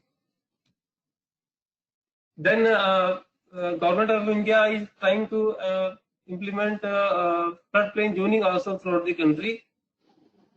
Long back, in 1975 itself, a model bill was prepared because the central government this is a state subject, and the state governments are supposed to enact acts regarding water. So Government of India prepared the model bill and circulated to all the states. Only few states have enacted the bill, and so far the implementation took a lot of time. And now the states have started implementing the floodplain zoning. Recently, in the river Ganges, part of the river Ganges, it is being implemented. One of the major activities of Central Water Commission is flood forecasting. This shows the network of flood forecasting throughout the country. The blue dots are mainly info forecasting stations, and green dots are level forecasting stations. We are providing info forecasting for the reservoirs, that volume of water which is likely to come in next 24 hours or so, and the level forecast for a particular place, the likely level to be achieved in the next 24 hours, etc. This is the number of stations and number of states covered, and how they have increased in the last few years. And we are modernizing our systems. All data are being now recorded at the site automatically through sensors, and communication is also through wireless network automatically, and the data are coming into our computer systems. We are also trying to issue 3-day forecast. For the time being, it is only trial basis. We are calling it advisory forecast. On the basis of 3-day quantitative precipitation forecast received from our meteorological department, we have collaborated with Google for inundation forecast also. So far, we were forecasting only the level of a particular place, and people were not aware that which area will get inundated. So now we have started inundation forecast in collaboration with Google. Last year, only seven level forecast stations covering area of 11,000 square meter was covered. This time we are planning to increase it 3 times this year. Then dam safety also is a big issue in India, because sometimes proper operation, if it is not done, we cannot achieve proper flood control benefits from the dams. And India has a portfolio of a large number of large dams, 5,700 dams. Dam safety is assurance initiatives were started long back in 1980 itself. Under that, establishment of safety assurance units in the state and regional level was done, and leveraging of funding support from the World Bank. We are promoting we are running a World Bank aided dam rehabilitation and improvement project, including silt management. Under that program, it covers establishment of standard practices and techno-managerial guidelines and standards, guiding rehabilitation of the selected dams, and the emergency action plans and operation and maintenance manuals are being prepared. We have prepared the guidelines, and the project authorities have to prepare these manuals. Apart from that, our main work is collection, compilation, dissemination of data related to water resources. We have modernized our hydrometeorological network. Now we are collecting some data automatically through sensors, and the data are getting transmitted through automatic communication networks, and they are getting processed automatically. And we have prepared under the process of developing some decision support systems also. And we have established one water resources information system, under which all the information related to water is being stored, and which is available in the public domain. So it is for easy availability of water related data for planning, development, and research for the general public. Under the capacity building, National Water Academy, which is a training institute of Central Water Commission. So in view of COVID-19 situation, MWRRA and ICID have recently joined hands to use distance learning tools for trainings, and we have agreed in principle to collaborate for conducting training and capacity building through distance learning in irrigation and water management, including micro irrigation, flood, water use efficiency, drainage, etc. So first course under the process of development on micro irrigation. Training material has been provided by our National Water Academy, and it is under review in ICID. And for this, we will be using Moodle platform available with ICID. And target audience for the distance learning would be water resources and irrigation professionals, farmers, NGOs, agriculture extension staff, students, international participants, especially from the member countries of ICID, etc. Thank you very much. Thank you, Mr. Jain, for giving a very exhaustive view of the water resources field in India. And now, finally, we have been able to establish the contact with Dr. Ding, and we will have the presentation from our Chinese National Committee from Dr. Ding Kunlun, who is our Vice President Honorary of ICID, and a very important figure in as far as the ICID activities are concerned. So I would hand over to Dr. Ding for his presentation on China. Can I request Professor BARTALI Houssine, our Vice President of Moroccan National Committee and our Vice President Honorary, to make a presentation from Morocco.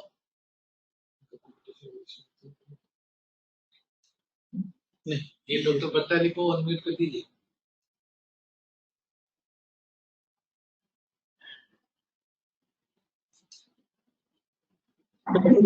Dr. BARTALI, you can speak now. You hear me? Yes, Yeah. yes. Thank you. No, you can share your screen. You can share your presentation. Yes, Yeah. yes, Do you see it now? yes. Thank you very much, Dr. Pandya, and congratulations to President of ICID, General Secretary, and Central Office for inviting me. So I would like to share with you some thoughts about. Big screen, big screen. Put it on projection mode. Slideshow. Slideshow. Yeah. Okay now? Yes. So I share with you some thoughts about management trends for protecting agricultural water and coping with water scarcity in Morocco. First of all, a few words about the Moroccan National ICID Committee, ANAFIDE. It was founded in 1970.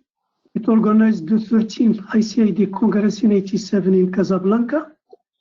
It was winner of the Hassan Second Prize for Environment in 2010, and we will proudly organize the 5th African Regional Conference and 71st International Executive Council of ICID in December, if everything goes well, in Marrakesh, Morocco. And also, we will organize the 10th International Micro-Irrigation Conference of ICID in 2021 in Agadir, Morocco. Allow me to acknowledge some persons here. Mr. Aziz Fertahi, President of ANAFIDE, who is a professional engineer from the professional sector.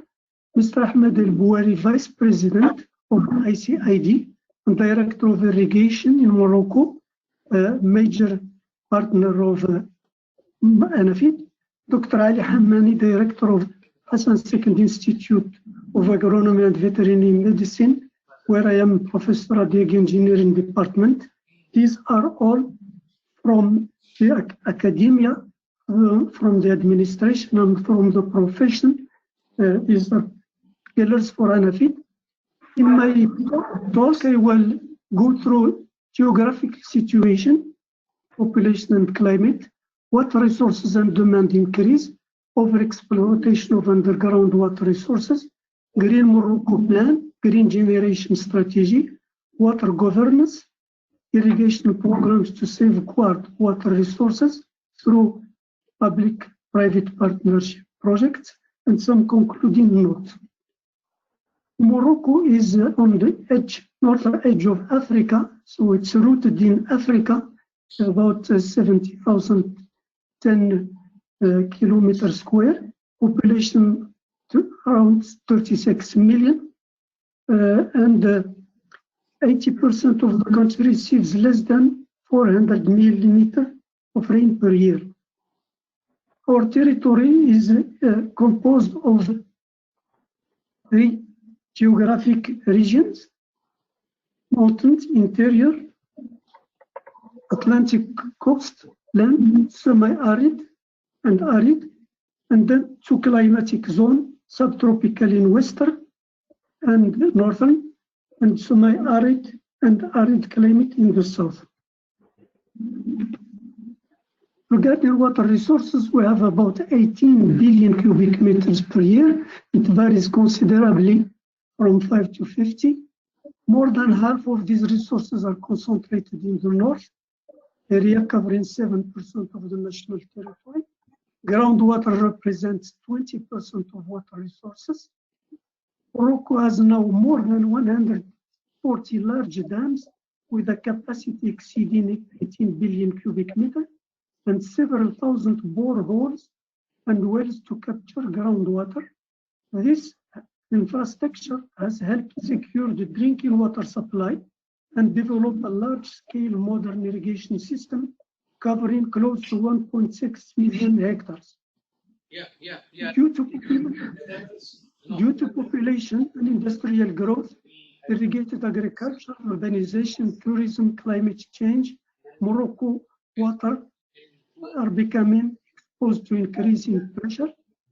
All these resources are submitted to extremely cyclic variation. Sharp cycles of drought have important consequences on the national economy, particularly in agriculture. Water resources are also affected by continuous increase of water needs due to the fast evolution of the population, improvement standards of living, urban and industrial development. As Ms. Koo-Oshima from FAO said, we have a physical water scarcity, and we are also water stress in a region where water stress is high. Agriculture in Morocco is an important sector. Arable land is estimated to 8.7 million hectares. About 59% of it is devoted to cereals, and the rest are crops. Yes, I'll give you another call just as soon as Dr. BARTALI finishes. Despite the constraint of irregular rainfall and limited water resources, Moroccan agriculture ensures strategic levels of production, allowing coverage rates of the country's basic food needs reaching 100% of fruits, vegetables, milk, meat, 70% of cereal, 50% of sugar. And Morocco export also a lot of fruits to Europe and other countries. Due to the limited water resources, the overall area of irrigation covers 1.6 million hectares today. The agricultural development carried by the country concerns both the large-scale irrigation project as well as medium and small irrigation projects distributed to the territory, and which play a decisive role in the conservation of natural resources, development of water resources that are difficult to regulate, and also in order to fight against desertification. These developments carried out by the state are added individual irrigation projects that are developed mainly using groundwater resources. We'll come back to this. So we can see that the Green Morocco plan that was from 2008 to 2020, this plan was agricultural strategy that has given a decisive impetus to the control and rationalization of use of water in irrigation through the massive development of water-saving irrigation techniques and the promotion of public-private partnership in irrigation. Thereby, since 2008, drip irrigation has experienced a very significant growth from 9% to 38% currently of the total irrigated area. In terms of public-private partnership, Morocco is a pioneer country in irrigation. 4 projects were contracted over a total area of 33,000 hectares during the Green Morocco plan. Now a green generation strategy has just been started. Before that, I would say that overall irrigated areas contribute substantially to the resilience for climate change by stabilizing and diversifying agricultural production.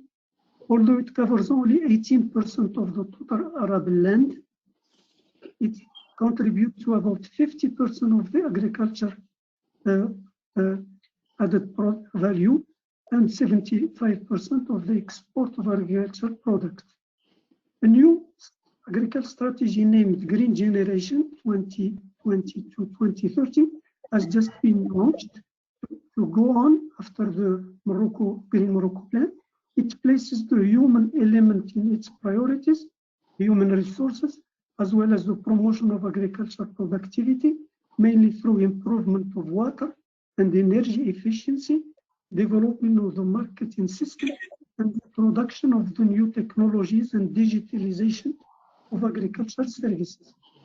Regarding water governance, in Morocco, a general law on the integrated management of water called Law 1316 is applied for water governance since 2016. It provides the relevant policies, institutions, regulation mechanisms, and procedures for integrated resource management. It created the necessary tool for its implementation. The law emphasizes the need for integrated, decentralized, participative management of water and the recognition of the importance of developing planning mechanisms to address water scarcity.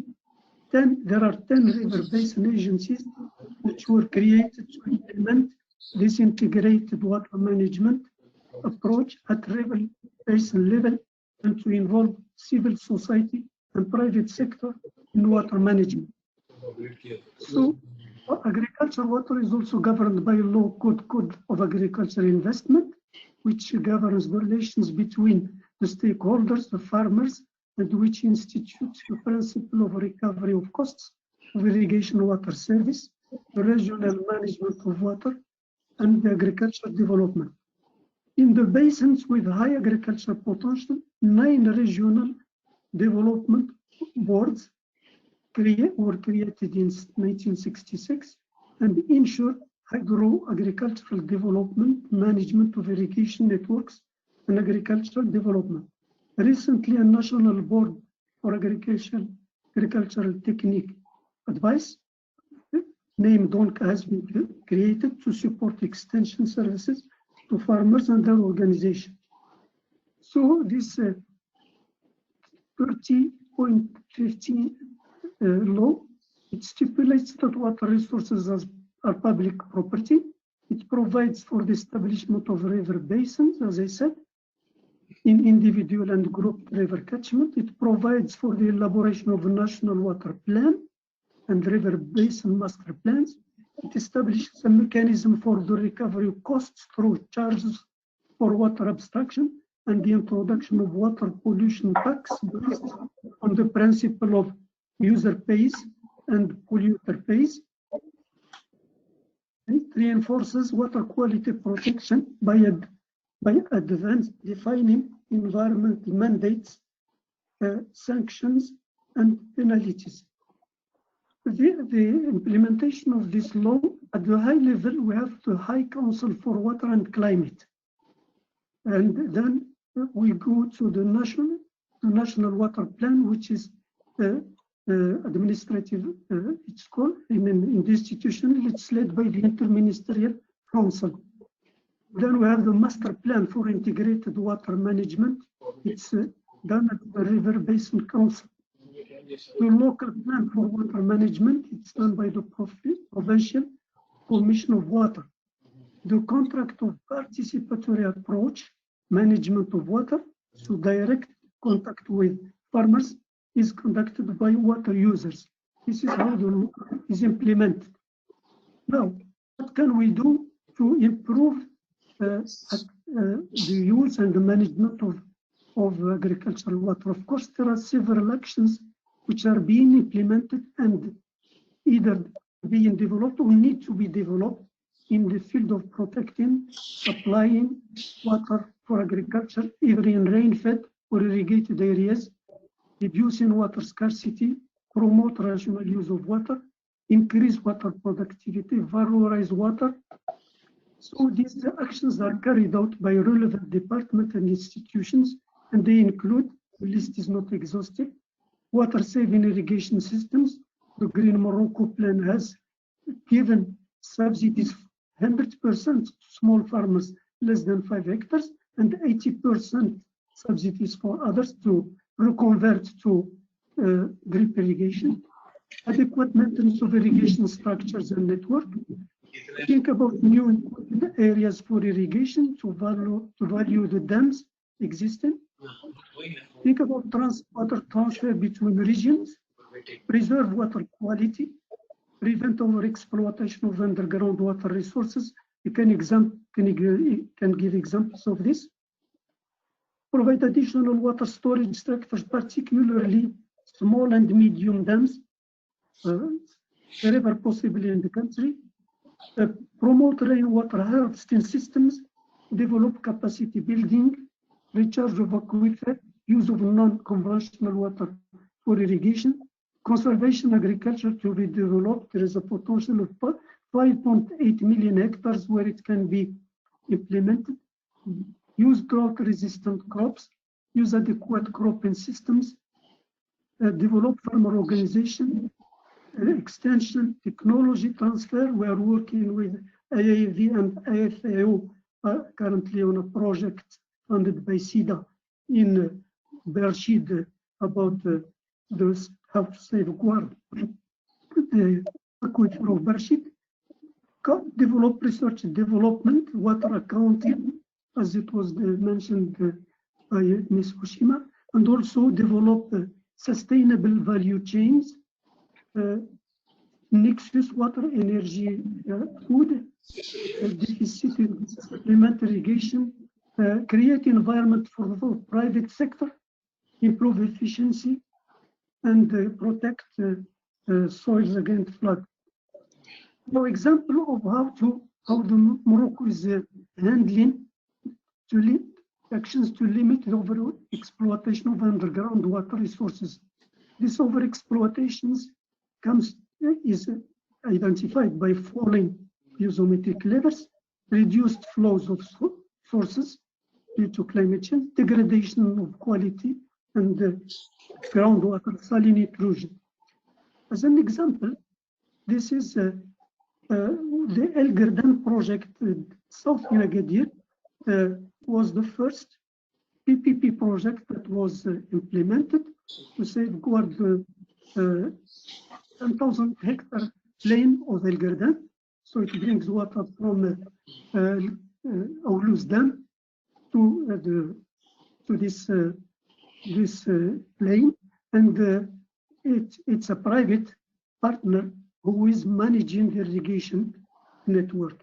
Also, we have this project that is underway in the SACE plain. Some of the ICID management board visited it. So it's this project aims at safeguard the aquifer of SACE by bringing water from the Mdes Dam to this area. And then we have also a major project underway to use non-conventional water, also to safeguard the aquifer in Shtuka near Agadir, and also to provide drinking water. So this project, the plan will be powered by solar energy from the Noor solar energy station near Ouarzazate. So as a concluding note, I would like to say that Morocco is continuing its effort toward the completion of integrated resource reform, water resource reforms.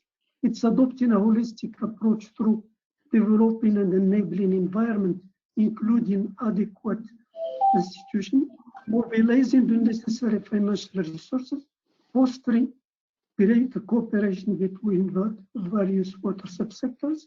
Morocco's water reform experience offers a range of full features covering mainly the new institutional arrangement governing the water sector, with the reinforced role of the High Water and Climate Council as an apex body for national water policy and programs, and the creation of river basin agencies, dealing also with the regional board of irrigation. Moroccan experience developed through the accomplishment of Green Morocco Plan. The PPP project can be valued through South-South cooperation with other African countries. And let me conclude by inviting you all to attend the ICID 5th Regional Conference on Irrigation and Drainage, that will be on sustainable management of irrigation for improve the resilience of agriculture in Africa, and also the 71st National Executive Council of ICID that will be hopefully organized first week of December 2020 in Marrakesh at the the Mohammed VI Museum of Water Civilization in Morocco, in Marrakesh. And also we were organizing an international African Young Professional Training Program with our colleague, Professor Wahba, Honorary Vice President from Egypt. And this training will be on topic micro-irrigation systems to mitigate climate change.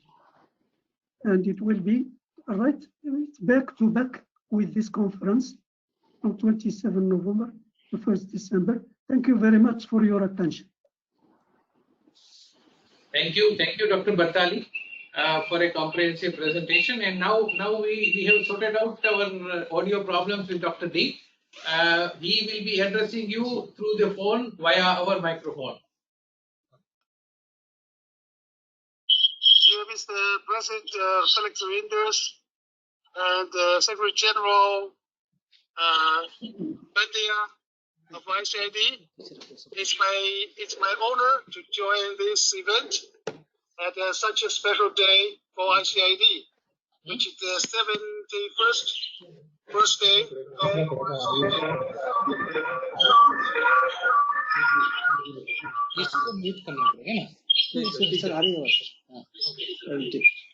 Okay, Dr. Ding, go ahead. Okay, first of all, congratulations on the 71st birthday of ICID. And all participants, colleagues, and friends. Good morning, good afternoon, good evening.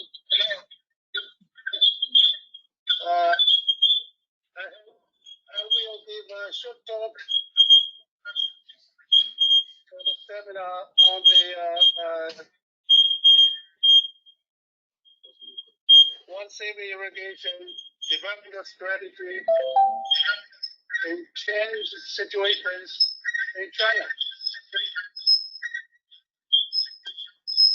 It covers 3 points. The first one is a changing situation in China we are facing, related to the agriculture water management.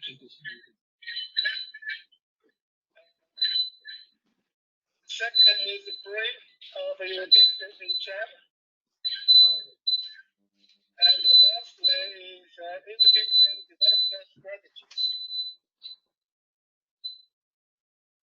Next, please. The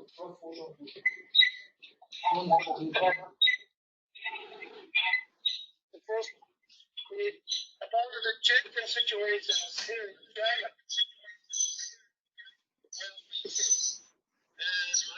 I would like to point out 4 points. The first one is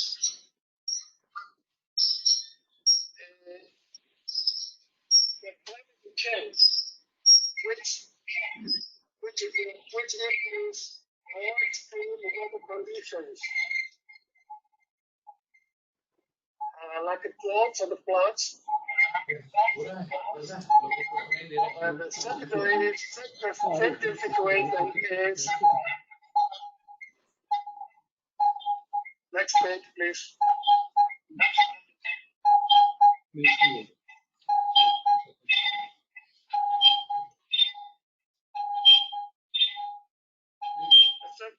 The increased cultural competition for water. Just give one example. The water used for agriculture sector in China is about 83%.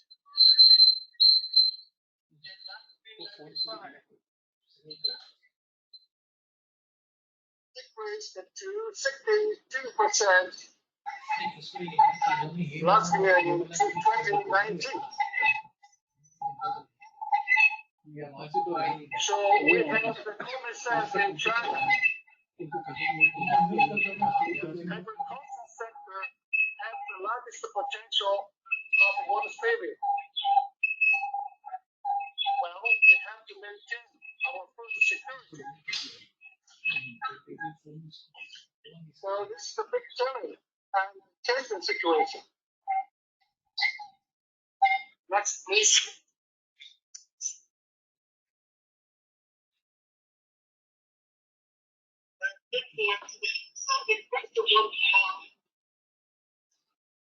For ecological service, mentioned by the previous speakers, why is it to control the groundwater over exploitation, to keep its balance? As Mr. Stein said, in China and India and the States, we have the biggest groundwater depressions, which must be dealt with.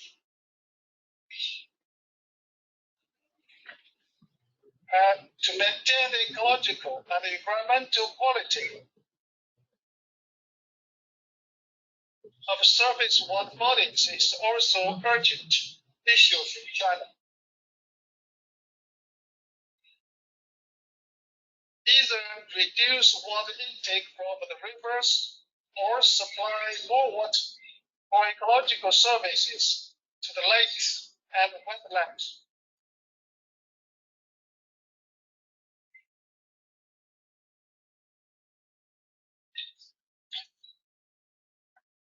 Next page, please.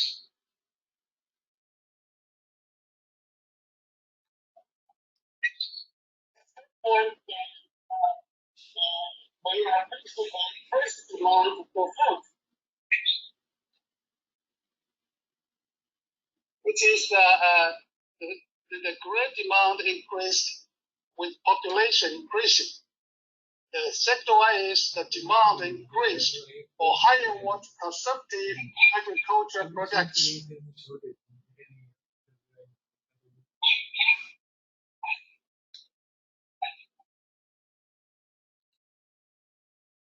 This points is what I would like to stress for the changing situations.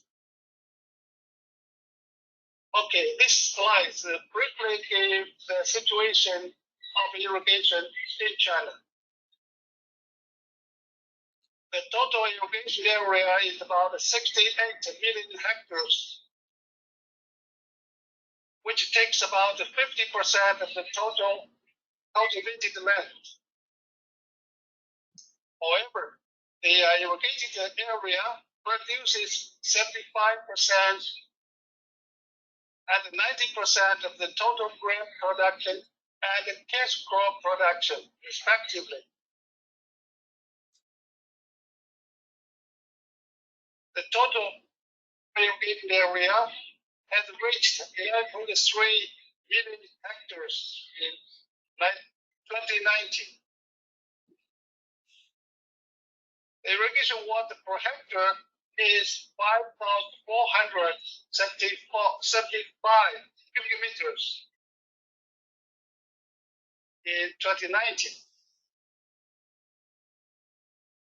And the irrigation use efficiency has reached 0.55 last year. And the irrigation water productivity is 1.6 kilogram per cubic meters in 2019. All of these have shown a big progress, but still has a long way to go. Okay, next, please. This is I summarized some strategies that would be implemented in the coming years in China. Firstly, put more efforts to adopt sprinkler and drip irrigation. And the irrigation area with pipelines for water conveyance. Strategy 2. Each year aiming at to complete 1.3 million hectares from the traditional irrigation area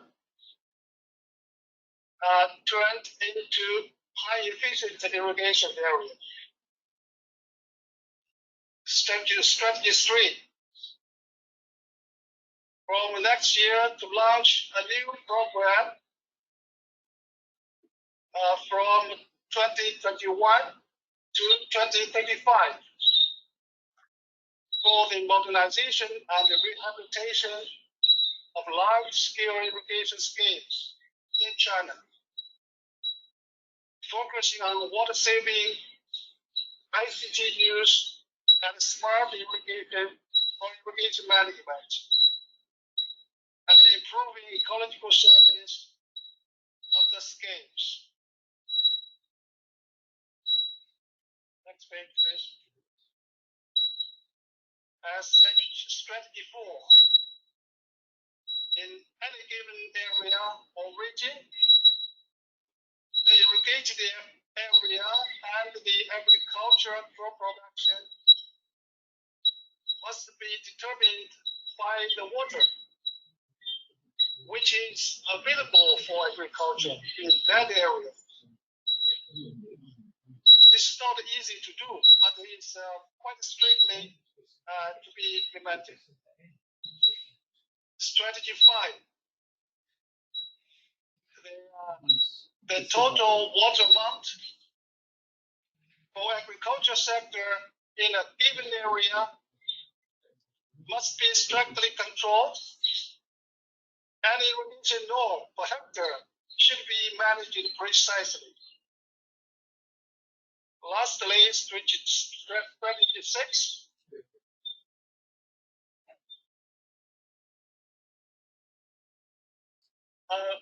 Which is to put more efforts on research and development of water-saving irrigation technologies and on the dissemination of practical technology and equipment in irrigation practices. This is my talk. Before I finish, I would like to announce that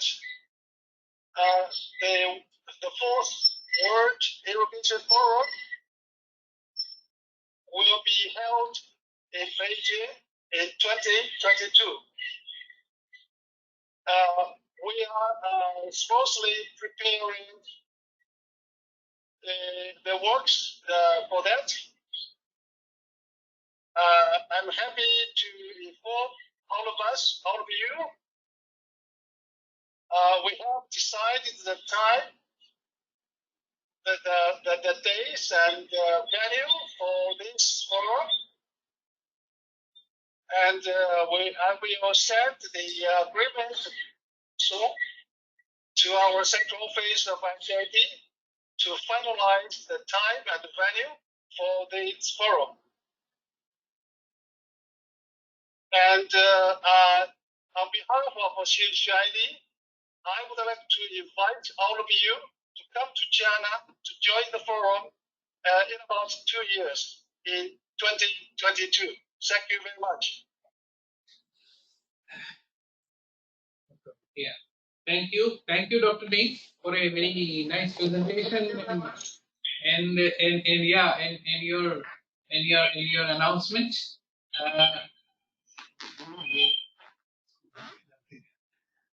Thank you very much. And now we have come to the end of our webinar. We have seriously overshot the time, and I know that there will be a lot of questions from the audience. I would request all of you to kindly send those questions by mail, and we will reply to all of them specifically to you and can communicate to all the others also. We will also try to put all these presentations in our website and in our other publications, so that you are able to use them and you are able to study them in future as per your convenience. At the end, I sincerely thank Dr. Felix Reinders, the president of ICID, for having provided us with all the encouragement in organizing this program, which was quite difficult. And I also thank Mr. U.P. Singh, Secretary, Ministry of Water Resources, who provided us with his words of wisdom and advice, and Mr. K.P. Bakshi and Ms. Sasha Koo-Oshima also for making very relevant presentations and providing very good highlights on water management issues across the world and within a very large state like Morocco. I'm also thankful to all the ICID national committees, especially China, India, Italy, and Morocco, for having made the presentations and indicated the directions in which their respective countries are moving and furthering the causes of irrigation and drainage. I'm very happy to announce that we will be having a good calendar, even though presently it has been affected by COVID-19, but we assure you that we will provide you with all the important and all the valuable inputs throughout the year in a systematic manner. We will be also having a webinar very shortly in the next week on 1st of July on water reuse in saline agriculture, which is of course oriented towards the African young professional. But then this webinar is also going to be very useful for all the participants the world over. And at the end, I will request all the representatives of the national committees who are there in our audience to provide us with the contributions for ICID 70-year celebrations, which we have been requesting you since quite some time. At the end, I thank you one and all for having made this seminar and webinar a very grand success and participated wholeheartedly into the same. Thank you very much. Thank you all the presenters and thank you all the participants from the ICID. Thank you very much. Stay safe. Hi, thank you. Thank you. Thank you. Hi, thank you. Thank you. Bye-bye. See you next time. Thank you. Keep well, keep safe, keep healthy. Yes. Yes. ICID 71st Foundation Day. Enjoy, celebrate, and join all over the world in celebrating. Goodbye. Thank you. Bye. Bye. Bye.